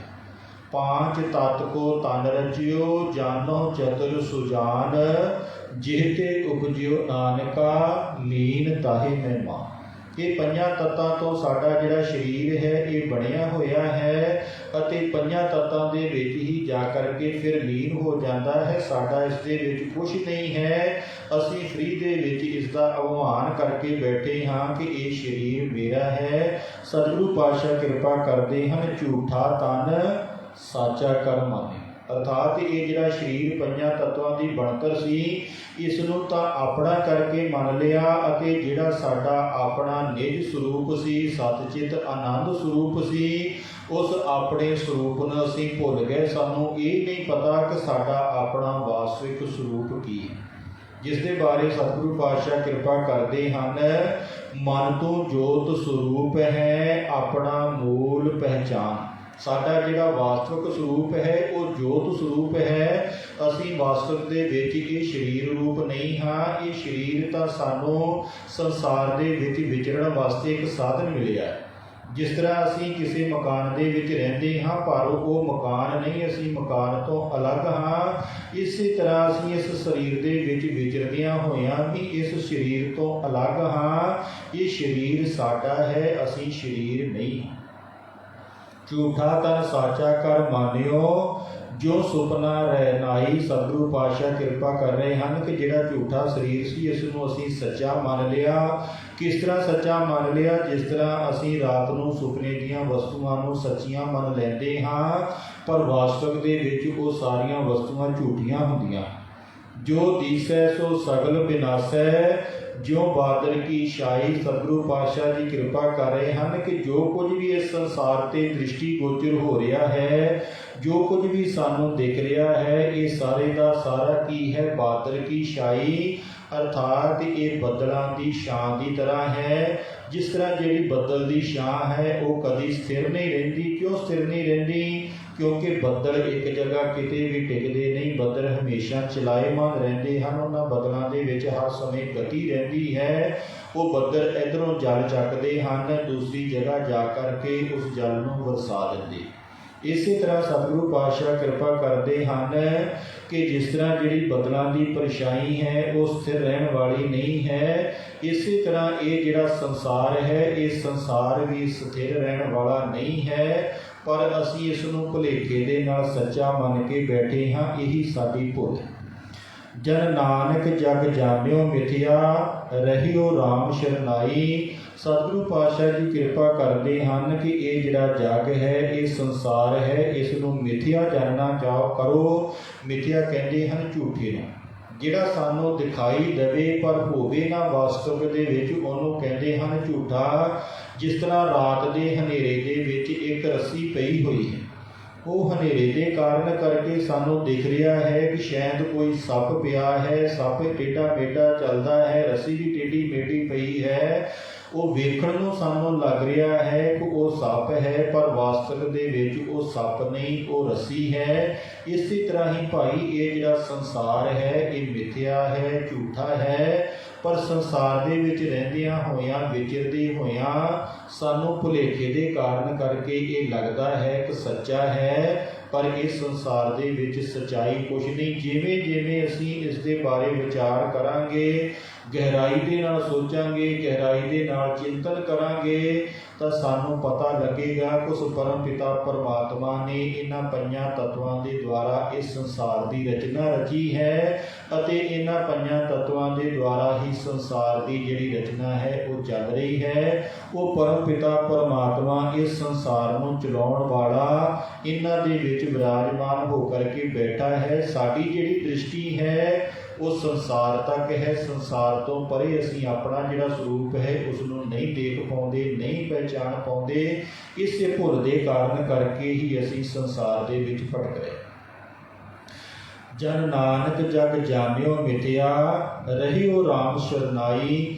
ਕਹਿੰਦੇ ਜਿਹੜੇ ਜੀਵ ਇਸ ਸੰਸਾਰ ਨੂੰ ਝੂਠਾ ਜਾਣ ਲੈਂਦੇ ਹਨ, ਝੂਠਾ ਨਿਸ਼ਚੈ ਕਰ ਲੈਂਦੇ ਹਨ ਕਿ ਜਿਹੜਾ ਇਹ ਸੰਸਾਰ ਹੈ ਇਹ ਝੂਠਾ ਹੈ, ਇਸ ਦੇ ਵਿੱਚ ਸਥਿਰ ਰਹਿਣ ਵਾਲੀ ਕੋਈ ਵੀ ਵਸਤੂ ਨਹੀਂ ਹੈ, ਉਹ ਕਹਿੰਦੇ ਉਸ ਪਰਮ ਪਿਤਾ ਪਰਮਾਤਮਾ ਅਕਾਲ ਪੁਰਖ ਵਾਹਿਗੁਰੂ ਦੀ ਸ਼ਰਨ ਦੇ ਵਿੱਚ ਚਲੇ ਜਾਂਦੇ ਹਨ। ਅਤੇ ਜਿਹੜੇ ਉਸ ਪਰਮੇਸ਼ਰ ਦੀ ਸ਼ਰਨ ਦੇ ਵਿੱਚ ਚਲੇ ਜਾਂਦੇ ਹਨ, ਵਾਹਿਗੁਰੂ ਦੀ ਸ਼ਰਨ ਦੇ ਵਿੱਚ ਚਲੇ ਜਾਂਦੇ ਹਨ, ਉਹ ਜੀਵ ਹਮੇਸ਼ਾ ਵਾਸਤੇ ਅਜਰ ਅਮਰ ਹੋ ਜਾਂਦੇ ਹਨ। ਅਸੀਂ ਉਹਨਾਂ ਜੀਵਾਂ ਨੂੰ ਅੱਜ ਵੀ ਦੇਖਦੇ ਹਾਂ ਕਿ ਜਿਹੜੇ ਜੀਵ ਉਸ ਪਰਮਾਤਮਾ ਦੀ ਸ਼ਰਨ ਦੇ ਵਿੱਚ ਗਏ ਹਨ, ਜਿਨ੍ਹਾਂ ਜੀਵਾਂ ਨੇ ਉਸ ਪਰਮਾਤਮਾ ਦੀ ਸ਼ਰਨ ਨੂੰ ਗ੍ਰਹਿਣ ਕੀਤਾ ਹੈ, ਉਹਨਾਂ ਜੀਵਾਂ ਨੂੰ ਕਹਿੰਦੇ ਅੱਜ ਵੀ ਆਪਾਂ ਅਮਰ ਦੇਖਦੇ ਹਾਂ, ਅੱਜ ਵੀ ਆਪਾਂ ਉਹਨਾਂ ਦੇ ਬਾਰੇ ਵਿਚਾਰਾਂ ਕਰਦੇ ਹਾਂ। ਉਹਨਾਂ ਜੀਵਾਂ ਨੇ ਕਹਿੰਦੇ ਉਸ ਪਰਮਾਤਮਾ ਨੂੰ ਪ੍ਰਾਪਤ ਕਰਕੇ ਇੱਥੋਂ ਤੱਕ ਕਿ ਅਟਲ ਪਦਵੀ ਨੂੰ ਪ੍ਰਾਪਤ ਕੀਤਾ, ਨਿਰਭੈ ਪਦਵੀ ਨੂੰ ਪ੍ਰਾਪਤ ਕੀਤਾ। ਧਰੁਵ ਆਦਿ ਭਗਤਾਂ ਨੇ ਕਿਵੇਂ ਕੀਤਾ? ਉਹਨਾਂ ਨੇ ਉਸ ਪਰਮ ਪਿਤਾ ਪਰਮਾਤਮਾ ਅਕਾਲ ਪੁਰਖ ਵਾਹਿਗੁਰੂ ਨੂੰ ਸੱਚ ਜਾਣਿਆ ਅਤੇ ਸੰਸਾਰ ਨੂੰ ਮਿਥਿਆ ਜਾਣਿਆ। ਇਸ ਕਰਕੇ ਭਾਈ ਆਪਾਂ ਵੀ ਸਾਰੇ ਉਸ ਪਰਮ ਪਿਤਾ ਪਰਮਾਤਮਾ ਦੀ ਸ਼ਰਨ ਦੇ ਵਿੱਚ ਜਾਈਏ। ਜਦੋਂ ਆਪਾਂ ਉਸ ਪਰਮੇਸ਼ਰ ਦੀ ਸ਼ਰਨ ਦੇ ਵਿੱਚ ਜਾਵਾਂਗੇ, ਉਸ ਅਕਾਲ ਪੁਰਖ ਦੀ ਸ਼ਰਨ ਦੇ ਵਿੱਚ ਜਾਵਾਂਗੇ, ਉਸ ਪਰਮੇਸ਼ਰ ਦੀ ਸ਼ਰਨ ਜਾਣ ਦੇ ਨਾਲ ਹੀ ਸਾਨੂੰ ਆਪਣੇ ਉਸ ਨਿਜ ਸਰੂਪ ਦਾ ਪਤਾ ਲੱਗੇਗਾ ਕਿ ਸਾਡਾ ਆਪਣਾ ਵਾਸਤਵਿਕ ਸਰੂਪ ਕੀ ਹੈ ਅਤੇ ਜੋ ਕੁਝ ਆਪਣੇ ਆਪ ਨੂੰ ਇਹ ਸਰੀਰ ਸਮਝ ਕਰਕੇ ਬੈਠੇ ਹਾਂ ਇਹ ਸਾਡਾ ਹੈ।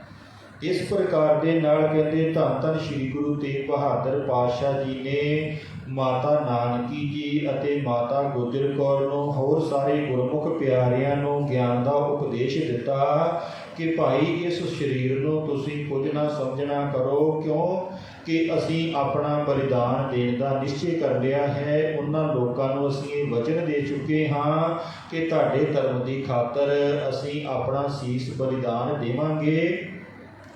ਇਸ ਕਰਕੇ ਇਹ ਜਿਹੜਾ ਸਰੀਰ ਹੈ ਇਹ ਸਰੀਰ ਮਿਥਿਆ ਹੈ, ਪਰ ਇਸ ਸਰੀਰ ਦੇ ਵਿੱਚ ਰਹਿੰਦਿਆਂ ਅਗਰ ਅਸੀਂ ਉਸ ਸੱਚੇ ਪਰਮਾਤਮਾ ਦੇ ਨਾਲ ਆਪਣਾ ਨਾਤਾ ਜੋੜ ਲੈਂਦੇ ਹਾਂ, ਜਿਹੜੇ ਜੀਵ ਇਸ ਸੰਸਾਰ ਦੇ ਵਿੱਚ ਇਸ ਸਰੀਰ ਦੇ ਵਿੱਚ ਰਹਿੰਦਿਆਂ ਉਸ ਅਕਾਲ ਪੁਰਖ ਦੇ ਨਾਲ ਆਪਣਾ ਨਾਤਾ ਜੋੜ ਲੈਂਦੇ ਹਨ, ਕਹਿੰਦੇ ਉਹ ਇਸ ਸੰਸਾਰ ਦੇ ਵਿੱਚ ਅਜਰ ਅਮਰ ਹੋ ਜਾਂਦੇ ਹਨ, ਉਹ ਹਮੇਸ਼ਾ ਵਾਸਤੇ ਜੀਵਤ ਰਹਿੰਦੇ। ਅੱਜ ਅਸੀਂ ਸਾਰੇ ਹੀ ਧੰਨ ਧੰਨ ਸ਼੍ਰੀ ਗੁਰੂ ਤੇਗ ਬਹਾਦਰ ਪਾਤਸ਼ਾਹ ਜੀ ਨੂੰ ਜਗ੍ਹਾ ਜਗ੍ਹਾ ਯਾਦ ਕਰ ਰਹੇ ਹਾਂ। ਕਿਉਂ ਕਰ ਰਹੇ ਹਾਂ? ਕਿਉਂਕਿ ਅੱਜ ਵੀ ਉਹ ਅਜਰ ਹਨ, ਅੱਜ ਵੀ ਉਹ ਅਮਰ ਹਨ, ਅੱਜ ਵੀ ਉਹ ਹਰ ਜਗ੍ਹਾ 'ਤੇ ਵਿਰਾਜਮਾਨ ਹਨ। ਕਿਉਂ ਕਿ ਉਹਨਾਂ ਨੇ ਜਿਹੜਾ ਮਿਥਿਆ ਤਨ ਸੀ ਇਸ ਨੂੰ ਮਿਥਿਆ ਸਮਝਣਾ ਕੀਤਾ ਅਤੇ ਜਿਹੜੀ ਸੰਗਤ ਉਹਨਾਂ ਦੇ ਸੰਗ ਦੇ ਵਿੱਚ ਆਈ ਉਹਨਾਂ ਨੂੰ ਇਸ ਸਰੀਰ ਦੇ ਬਾਰੇ ਮਿਥਿਆ ਗਿਆਨ ਕਰਵਾਇਆ ਕਿ ਭਾਈ ਇਸ ਸਰੀਰ ਦੇ ਮੋਹ ਦੇ ਵਿੱਚ ਅਸੀਂ ਨਹੀਂ ਪੈਣਾ। ਇਸ ਸਰੀਰ ਦੇ ਵਿੱਚ ਰਹਿਣ ਵਾਲਾ ਜਿਹੜਾ ਸਰੀਰੀ ਆਤਮਾ ਹੈ, ਅਸੀਂ ਉਸ ਆਤਮਾ ਦੇ ਵਿੱਚ ਸਥਿਤ ਹੋਣਾ ਹੈ। ਇਸ ਵਾਸਤੇ ਭਾਈ ਸਤਿਗੁਰੂ ਪਾਤਸ਼ਾਹ ਜੀ ਨੇ ਸਾਨੂੰ ਵੀ ਸਾਰਿਆਂ ਨੂੰ ਇਹ ਉਪਦੇਸ਼ ਬਖਸ਼ਿਆ ਹੈ ਕਿ ਅਸੀਂ ਵੀ ਆਪਣੇ ਸਰੀਰ ਨੂੰ ਸਾਰਾ ਕੁਝ ਸਮਝ ਕੇ ਨਾ ਬੈਠੀਏ।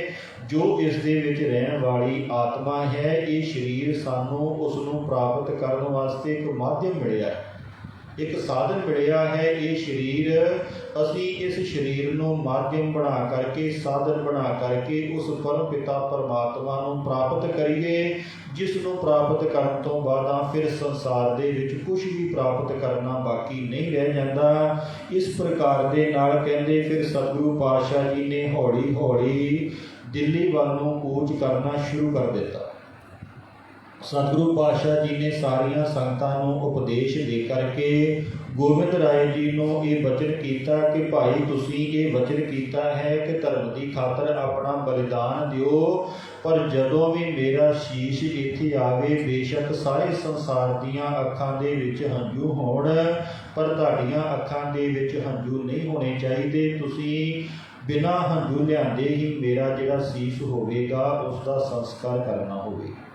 ਜਦੋਂ ਆਪਾਂ ਸਤਿਗੁਰੂ ਪਾਤਸ਼ਾਹ ਜੀ ਦਾ ਦਸ਼ਮੇਸ਼ ਪਾਤਸ਼ਾਹ ਜੀ ਦਾ ਜੀਵਨ ਦੇਖਦੇ ਹਾਂ, ਕਹਿੰਦੇ ਉਹਨਾਂ ਨੇ ਇੰਨੀ ਦ੍ਰਿੜਤਾ ਦੇ ਨਾਲ, ਅਡੋਲਤਾ ਦੇ ਨਾਲ ਇਹ ਵਚਨ ਦਿੱਤਾ ਕਿ ਪਿਤਾ ਜੀ ਤੁਹਾਡਾ ਸੀਸ ਤਾਂ ਆਵੇਗਾ ਹੀ, ਜਦੋਂ ਮੈਂ ਖੁਦ ਪਿਤਾ ਬਣਾਂਗਾ ਉਦੋਂ ਵੀ ਜਦੋਂ ਮੇਰੇ ਸਾਹਮਣੇ ਮੇਰੇ ਬੱਚਿਆਂ ਦੇ ਸੀਸ ਆਉਣਗੇ, ਮੇਰੇ ਬੱਚੇ ਮੇਰੇ ਸਾਹਮਣੇ ਧਰਮ ਯੁੱਧ ਦੀ ਖਾਤਰ ਆਪਣਾ ਬਲਿਦਾਨ ਦੇਣਗੇ, ਉਹਨਾਂ ਨੂੰ ਦੇਖ ਕਰਕੇ ਵੀ ਮੇਰੀਆਂ ਅੱਖਾਂ ਦੇ ਵਿੱਚੋਂ ਇੱਕ ਵੀ ਹੰਝੂ ਨਹੀਂ ਗਿਰੇਗਾ। ਇਸ ਪ੍ਰਕਾਰ ਦੇ ਨਾਲ ਸਤਿਗੁਰੂ ਪਾਤਸ਼ਾਹ ਜੀ ਨੇ ਉਪਦੇਸ਼ ਦੇ ਕਰਕੇ ਹੌਲੀ ਹੌਲੀ ਕਹਿੰਦੇ ਦਿੱਲੀ ਵੱਲ ਨੂੰ ਰਵਾਨਾ ਹੋਣਾ ਸ਼ੁਰੂ ਹੋ। ਹੌਲੀ ਹੌਲੀ ਚਲਦਿਆਂ ਸਤਿਗੁਰੂ ਪਾਤਸ਼ਾਹ ਜੀ ਦਿੱਲੀ ਦੇ ਕਰੀਬ ਪਹੁੰਚੇ ਤਾਂ ਆਪਣਾ ਜਿਹੜਾ ਡੇਰਾ ਸੀ ਹੌਲੀ ਹੌਲੀ ਆਗਰੇ ਉੱਤੇ ਲੈ ਗਏ। ਆਗਰੇ ਕੁਝ ਸਮੇਂ ਨਿਵਾਸ ਰੱਖਿਆ। ਉੱਥੇ ਕਹਿੰਦੇ ਔਰੰਗਜ਼ੇਬ ਦੇ ਅਹਿਲਕਾਰਾਂ ਨੂੰ ਪਤਾ ਲੱਗਾ ਕਿ ਧੰਨ ਧੰਨ ਸ਼੍ਰੀ ਗੁਰੂ ਤੇਗ ਬਹਾਦਰ ਸਾਹਿਬ ਜੀ ਆਗਰੇ ਦੇ ਵਿੱਚ ਪਹੁੰਚ ਚੁੱਕੇ। ਉੱਥੇ ਕੁਝ ਇਤਿਹਾਸਕਾਰਾਂ ਦਾ ਪ੍ਰਸੰਗ ਆਉਂਦਾ ਹੈ ਕਿ ਕਿਸੇ ਵਿਅਕਤੀ ਨੇ ਇਹ ਮਨ ਦੇ ਵਿੱਚ ਸੋਚਿਆ ਸੀ, ਵਿਚਾਰਿਆ ਸੀ ਕਿ ਅਗਰ ਧੰਨ ਧੰਨ ਸ਼੍ਰੀ ਗੁਰੂ ਤੇਗ ਬਹਾਦਰ ਪਾਤਸ਼ਾਹ ਜੀ ਕਿਤੇ ਮੇਰੇ ਇਲਾਕੇ ਦੇ ਵਿੱਚ ਆ ਜਾਣ ਤਾਂ ਮੈਨੂੰ ਇਹ ਮੌਕਾ ਮਿਲ ਜਾਵੇਗਾ, ਮੈਂ ਉਹਨਾਂ ਨੂੰ ਔਰੰਗਜ਼ੇਬ ਨੂੰ ਖਬਰ ਦੇ ਦੇਵਾਂਗਾ, ਜਿਸ ਦੇ ਇਨਾਮ ਦੇ ਵਿੱਚ ਮੈਨੂੰ ਬਹੁਤ ਸਾਰਾ ਧਨ ਮਿਲੇਗਾ, ਮੇਰੀ ਗਰੀਬੀ ਚੁੱਕੀ ਜਾਵੇਗੀ। ਕਹਿੰਦੇ ਉਹ ਵੀ ਜਦੋਂ ਆ ਕਰਕੇ ਮਿਲਿਆ, ਦਰਸ਼ਨ ਕੀਤੇ, ਦਰਸ਼ਨ ਕਰਕੇ ਨਿਹਾਲ ਹੋ ਗਿਆ ਅਤੇ ਆਪਣੀ ਭੁੱਲ ਬਖਸ਼ਾਈ ਕਿ ਸਤਿਗੁਰੂ ਪਾਤਸ਼ਾਹ ਜੀ ਮੇਰੇ ਮਨ ਦੇ ਵਿੱਚ ਕਿਹੋ ਜਿਹਾ ਅਨਰਥ ਪੈਦਾ ਹੋ ਗਿਆ, ਕਿਉਂਕਿ ਜਦੋਂ ਸਤਿਗੁਰੂ ਪਾਤਸ਼ਾਹ ਜੀ ਦੇ ਕੋਈ ਜੀਵ ਦਰਸ਼ਨ ਕਰਦਾ ਸੀ, ਉਹਨਾਂ ਦੇ ਦਰਸ਼ਨ ਕਰਨ ਦੇ ਨਾਲ ਜੀਵ ਦੇ ਅੰਦਰੋਂ ਜਿਹੜੇ ਮਾੜੇ ਕਰਮ ਸਨ, ਕਲੁਸ਼ਿਤ ਸਨ, ਉਹ ਸਾਫ਼ ਹੋ ਜਾਂਦੇ ਸਨ। ਉਸ ਵਿਅਕਤੀ ਨੂੰ ਸਹੀ ਗਿਆਨ ਹੋ ਜਾਂਦਾ ਸੀ ਕਿ ਮੈਂ ਸਹੀ ਕੀ ਕਰਨਾ ਹੈ ਅਤੇ ਕੀ ਨਹੀਂ ਕਰਨਾ। ਫਿਰ ਆਪਾਂ ਸਾਰੇ ਹੀ ਉਸ ਇਤਿਹਾਸਕ ਪ੍ਰਸੰਗ ਨੂੰ ਜਾਣਦੇ ਹਾਂ ਕਿ ਸਤਿਗੁਰੂ ਪਾਤਸ਼ਾਹ ਜੀ ਨੂੰ ਆਗਰੇ ਦੇ ਕਿਲ੍ਹੇ ਦੇ ਵਿੱਚ ਰੱਖਿਆ ਗਿਆ, ਫਿਰ ਉੱਥੋਂ ਦਿੱਲੀ ਦੇ ਵਿੱਚ ਲਿਆਂਦਾ ਗਿਆ। ਦਿੱਲੀ ਦੇ ਵਿੱਚ ਲਿਆ ਕਰਕੇ ਕਿਲ੍ਹੇ ਦੇ ਵਿੱਚ ਰੱਖਿਆ ਗਿਆ। ਕੁਝ ਸਮਾਂ ਕੁਝ ਇਤਿਹਾਸਕਾਰਾਂ ਦਾ ਇਹ ਪ੍ਰਸੰਗ ਆਉਂਦਾ ਹੈ ਕਿ ਕਿਸੇ ਹਵੇਲੀ ਦੇ ਵਿੱਚ ਥੋੜ੍ਹੇ ਦਿਨ ਵਾਸਤੇ ਰੱਖਿਆ ਗਿਆ। ਫਿਰ ਸਤਿਗੁਰੂ ਪਾਤਸ਼ਾਹ ਜੀ ਨੂੰ ਚਾਂਦਨੀ ਚੌਂਕ ਦੇ ਵਿੱਚ ਲਿਆਂਦਾ ਗਿਆ। ਪਰ ਜਦੋਂ ਉੱਥੋਂ ਦੇ ਆਪਾਂ ਇਹ ਸਾਰੇ ਪ੍ਰਸੰਗ ਸੁਣਦੇ ਹਾਂ, ਪੜ੍ਹਦੇ ਹਾਂ ਕਿ ਸਤਿਗੁਰੂ ਪਾਤਸ਼ਾਹ ਜੀ ਨੇ ਕਿੰਨੀ ਨਿਡਰਤਾ ਦੇ ਨਾਲ, ਕਿੰਨੀ ਨਿਰਭੈਤਾ ਦੇ ਨਾਲ ਉੱਥੇ ਆ ਕਰਕੇ ਕੈਦ ਦੇ ਵਿੱਚ ਰਹਿ ਕਰਕੇ ਵੀ ਇੱਕ ਨਿਰਭੈ ਜੀਵਨ ਜਿਉਂਦੇ ਰਹੇ। ਸਤਿਗੁਰੂ ਪਾਤਸ਼ਾਹ ਜੀ ਦੇ ਜੀਵਨ ਤੋਂ ਸਾਨੂੰ ਇਹ ਸਾਰੀਆਂ ਸਿੱਖਿਆ ਮਿਲਦੀਆਂ ਹਨ ਕਿ ਜਦੋਂ ਕਹਿੰਦੇ ਭਾਈ ਮਤੀ ਦਾਸ ਜੀ ਨੇ ਕਿਹਾ ਕਿ ਸਤਿਗੁਰੂ ਪਾਤਸ਼ਾਹ ਜੀ ਤੁਸੀਂ ਕਿਰਪਾ ਕਰੋ, ਮੈਂ ਦਿੱਲੀ ਅਤੇ ਆਗਰੇ ਨੂੰ, ਲਾਹੌਰ ਨੂੰ ਹੱਥ ਦੇ ਵਿੱਚ ਮਲ ਦੇਵਾਂਗਾ। ਸਤਿਗੁਰੂ ਪਾਤਸ਼ਾਹ ਜੀ ਨੇ ਇਸ਼ਾਰਾ ਕੀਤਾ ਭਾਈ ਇਹੋ ਜਿਹਾ ਕੁਛ ਨਹੀਂ ਕਰ। ਫਿਰ ਹੌਲੀ ਹੌਲੀ ਉਸ ਨੂੰ ਪੁੱਛਣਾ ਸ਼ੁਰੂ ਕੀਤਾ ਕਿ ਸਭ ਕੁਝ ਤੈਨੂੰ ਪ੍ਰਾਪਤ ਕਿੱਥੋਂ ਹੋਇਆ ਹੈ। ਉਸਨੇ ਦੱਸਿਆ ਕਿ ਤੁਹਾਡੇ ਚਰਨਾਂ ਦੇ ਵਿੱਚੋਂ ਪ੍ਰਾਪਤ ਹੋਇਆ। ਸਤਿਗੁਰੂ ਪਾਤਸ਼ਾਹ ਕਹਿਣ ਲੱਗੇ ਕਿ ਭਾਈ ਅਗਰ ਸਾਡੇ ਚਰਨਾਂ ਦੇ ਵਿੱਚੋਂ ਤੈਨੂੰ ਇਹ ਸਭ ਕੁਝ ਪ੍ਰਾਪਤ ਹੋ ਸਕਦਾ ਹੈ, ਕੀ ਅਸੀਂ ਕੀ ਕੁਝ ਨਹੀਂ ਕਰ ਸਕਦੇ? ਅਸੀਂ ਸਭ ਕੁਝ ਕਰ ਸਕਦੇ ਹਾਂ, ਪਰ ਅਸੀਂ ਉਹਨਾਂ ਲੋਕਾਂ ਨੂੰ ਇਹ ਵਚਨ ਦੇ ਚੁੱਕੇ ਹਾਂ ਕਿ ਅਸੀਂ ਆਪਣਾ ਬਲਿਦਾਨ ਦੇਵਾਂਗੇ। ਅਸੀਂ ਇੱਥੇ ਆਪਣਾ ਬਲਿਦਾਨ ਦੇਣ ਆਏ ਹਾਂ, ਅਸੀਂ ਇੱਥੇ ਆਪਣਾ ਬਲਿਦਾਨ ਦੇ ਕਰਕੇ ਜਾਣਾ। ਅਗਰ ਸਤਿਗੁਰੂ ਪਾਤਸ਼ਾਹ ਜੀ ਚਾਹੁੰਦੇ ਤਾਂ ਉਸ ਸਮੇਂ ਜੋ ਕੁਝ ਕਰਨਾ ਚਾਹੁੰਦੇ ਕਰ ਸਕਦੇ ਸਨ, ਪਰ ਸਤਿਗੁਰੂ ਪਾਤਸ਼ਾਹ ਜੀ ਨੇ ਆਪਣਾ ਜਿਸ ਪ੍ਰਕਾਰ ਦੇ ਨਾਲ ਵਾਅਦਾ ਕੀਤਾ ਸੀ ਕਿ ਅਸੀਂ ਤੁਹਾਡੇ ਧਰਮ ਦੀ ਖਾਤਰ ਆਪਣਾ ਬਲਿਦਾਨ ਦੇ ਦੇਵਾਂਗੇ, ਪਰ ਤੁਹਾਡੇ ਧਰਮ ਦੇ ਉੱਤੇ ਕੋਈ ਖਤਰਾ ਨਹੀਂ ਆਉਣ ਦੇਵਾਂਗੇ, ਉਸੇ ਬਚਨ 'ਤੇ ਦ੍ਰਿੜ ਰਹਿ ਕਰਕੇ ਹੌਲੀ ਹੌਲੀ ਕਹਿੰਦੇ ਜਦੋਂ ਸਤਿਗੁਰੂ ਪਾਤਸ਼ਾਹ ਜੀ ਦੇ ਸਾਹਮਣੇ ਭਾਈ ਮਤੀ ਦਾਸ ਜੀ ਨੂੰ ਇਹ ਸਜ਼ਾ ਦਾ ਆਗਿਆ ਹੋ ਗਈ, ਹੁਕਮ ਹੋ ਗਿਆ, ਕਿਉਂਕਿ ਉਹਨਾਂ ਹਾਕਮਾਂ ਨੇ ਇਹ ਸੋਚਿਆ, ਬਾਦਸ਼ਾਹ ਨੇ ਸੋਚਿਆ ਕਿ ਸਤਿਗੁਰੂ ਪਾਤਸ਼ਾਹ ਜੀ ਦੇ ਸਾਹਮਣੇ ਜਦੋਂ ਆਪਾਂ ਇਹੋ ਜਿਹੇ ਦ੍ਰਿਸ਼ਟਾਂਤ ਦੇਵਾਂਗੇ, ਸਿੱਖਾਂ ਨੂੰ ਇਹੋ ਜਿਹੀਆਂ ਸਜ਼ਾ ਦੇਵਾਂਗੇ ਤਾਂ ਉਹ ਇਹੋ ਜਿਹੀਆਂ ਸਜ਼ਾ ਨੂੰ ਦੇ ਕਰਕੇ ਉਹਨਾਂ ਦਾ ਮਨ ਬਦਲ ਜਾਵੇ। ਸਭ ਤੋਂ ਪਹਿਲਾਂ ਸਤਿਗੁਰੂ ਪਾਤਸ਼ਾਹ ਜੀ ਨੂੰ ਸਤਿਕਾਰ ਦੇ ਨਾਲ ਰਾਜ ਸਭਾ ਦੇ ਵਿੱਚ ਲਿਆਂਦਾ ਗਿਆ। ਜਿਹੜਾ ਉਹਨਾਂ ਦੇ ਮੁਰਸ਼ਿਦਾਂ ਵਾਲਾ ਆਸਣ ਸੀ ਉਹ ਆਸਣ ਦਿੱਤਾ ਗਿਆ, ਉਸ ਆਸਣ ਤੇ ਬਿਠਾਇਆ ਗਿਆ। ਉਸ ਆਸਣ ਤੇ ਬਿਠਾਉਣ ਤੋਂ ਬਾਅਦ ਕਹਿੰਦੇ ਔਰੰਗਜ਼ੇਬ ਕਹਿਣ ਲੱਗਾ ਕਿ ਸਤਿਗੁਰੂ ਜੀ ਇਹ ਜਿਹੜਾ ਆਸਣ ਹੈ ਇਹ ਮੇਰੇ ਮੁਰਸ਼ਿਦ ਦਾ ਆਸਣ ਹੈ, ਇਸ ਕਰਕੇ ਤੁਹਾਨੂੰ ਇਸ ਆਸਣ ਤੇ ਬਿਠਾਇਆ ਗਿਆ ਹੈ। ਕਿਉਂਕਿ ਔਰੰਗਜ਼ੇਬ ਚਾਹੁੰਦਾ ਸੀ ਕਿਸੇ ਨਾ ਕਿਸੇ ਪ੍ਰਕਾਰ ਕਰਕੇ ਮੈਂ ਸਤਿਗੁਰੂ ਪਾਤਸ਼ਾਹ ਜੀ ਨੂੰ ਭਰਮਾ ਲਵਾਂ। ਅਗਰ ਇਹਨਾਂ ਨੂੰ ਮੈਂ ਇਸਲਾਮ ਦੇ ਵਿੱਚ ਪ੍ਰਵੇਸ਼ ਕਰਵਾ ਦਿੱਤਾ ਤਾਂ ਬਾਕੀ ਸਾਰਾ ਕੰਮ ਸੌਖਾ ਹੋ ਜਾਵੇ। ਸਤਿਗੁਰੂ ਪਾਤਸ਼ਾਹ ਜੀ ਨੇ ਕਿਹਾ ਭਾਈ ਬੇਸ਼ੱਕ ਤੂੰ ਸਾਨੂੰ ਥੱਲੇ ਵੀ ਬਿਠਾ ਦਿੰਦਾ ਤਾਂ ਸਾਡਾ ਕੁਛ ਘਟ ਨਹੀਂ ਜਾਣਾ ਸੀ, ਤੂੰ ਸਾਨੂੰ ਇੱਥੇ ਬਿਠਾ ਦਿੱਤਾ ਹੈ, ਇਹਦੇ ਨਾਲ ਸਾਡਾ ਕੁਛ ਵੱਧ ਨਹੀਂ ਗਿਆ। ਕਹਿੰਦੇ ਇਸ ਪ੍ਰਕਾਰ ਦੇ ਨਾਲ ਇੱਕ ਨਹੀਂ ਅਨੇਕ ਪ੍ਰਲੋਭਨ ਬਾਦਸ਼ਾਹ ਨੇ ਸਤਿਗੁਰੂ ਪਾਤਸ਼ਾਹ ਜੀ ਨੂੰ ਦਿੱਤੇ, ਪਰ ਸਤਿਗੁਰੂ ਪਾਤਸ਼ਾਹ ਜੀ ਨੇ ਜੋ ਆਪਣਾ ਬਚਨ ਉਹਨਾਂ ਸ਼ਰਨਾਗਤ ਆਇਆ ਹੋਇਆਂ ਵਿਅਕਤੀਆਂ ਨੂੰ ਦਿੱਤਾ ਸੀ, ਆਪਣਾ ਉਹ ਬਚਨ ਨਹੀਂ ਛੱਡਿਆ, ਆਪਣਾ ਉਹ ਬਚਨ ਨਹੀਂ ਤਿਆਗਿਆ। ਸਤਿਗੁਰੂ ਪਾਤਸ਼ਾਹ ਜੀ ਨੇ ਕਿਹਾ ਕਿ ਭਾਈ ਅਸੀਂ ਇਸ ਸੰਸਾਰ ਦੇ ਵਿੱਚ ਧਰਮ ਦੀ ਰੱਖਿਆ ਕਰਨ ਵਾਸਤੇ ਆਏ।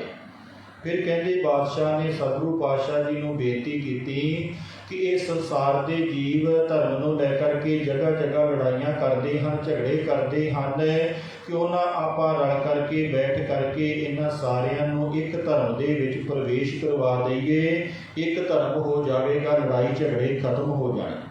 ਕਹਿੰਦੇ ਸਤਿਗੁਰੂ ਪਾਤਸ਼ਾਹ ਜੀ ਨੇ ਬਾਦਸ਼ਾਹ ਨੂੰ ਕਿਹਾ ਕਿ ਕੁਝ ਮਣ ਕਾਲੀਆਂ ਮਿਰਚਾਂ ਲਿਆਓ।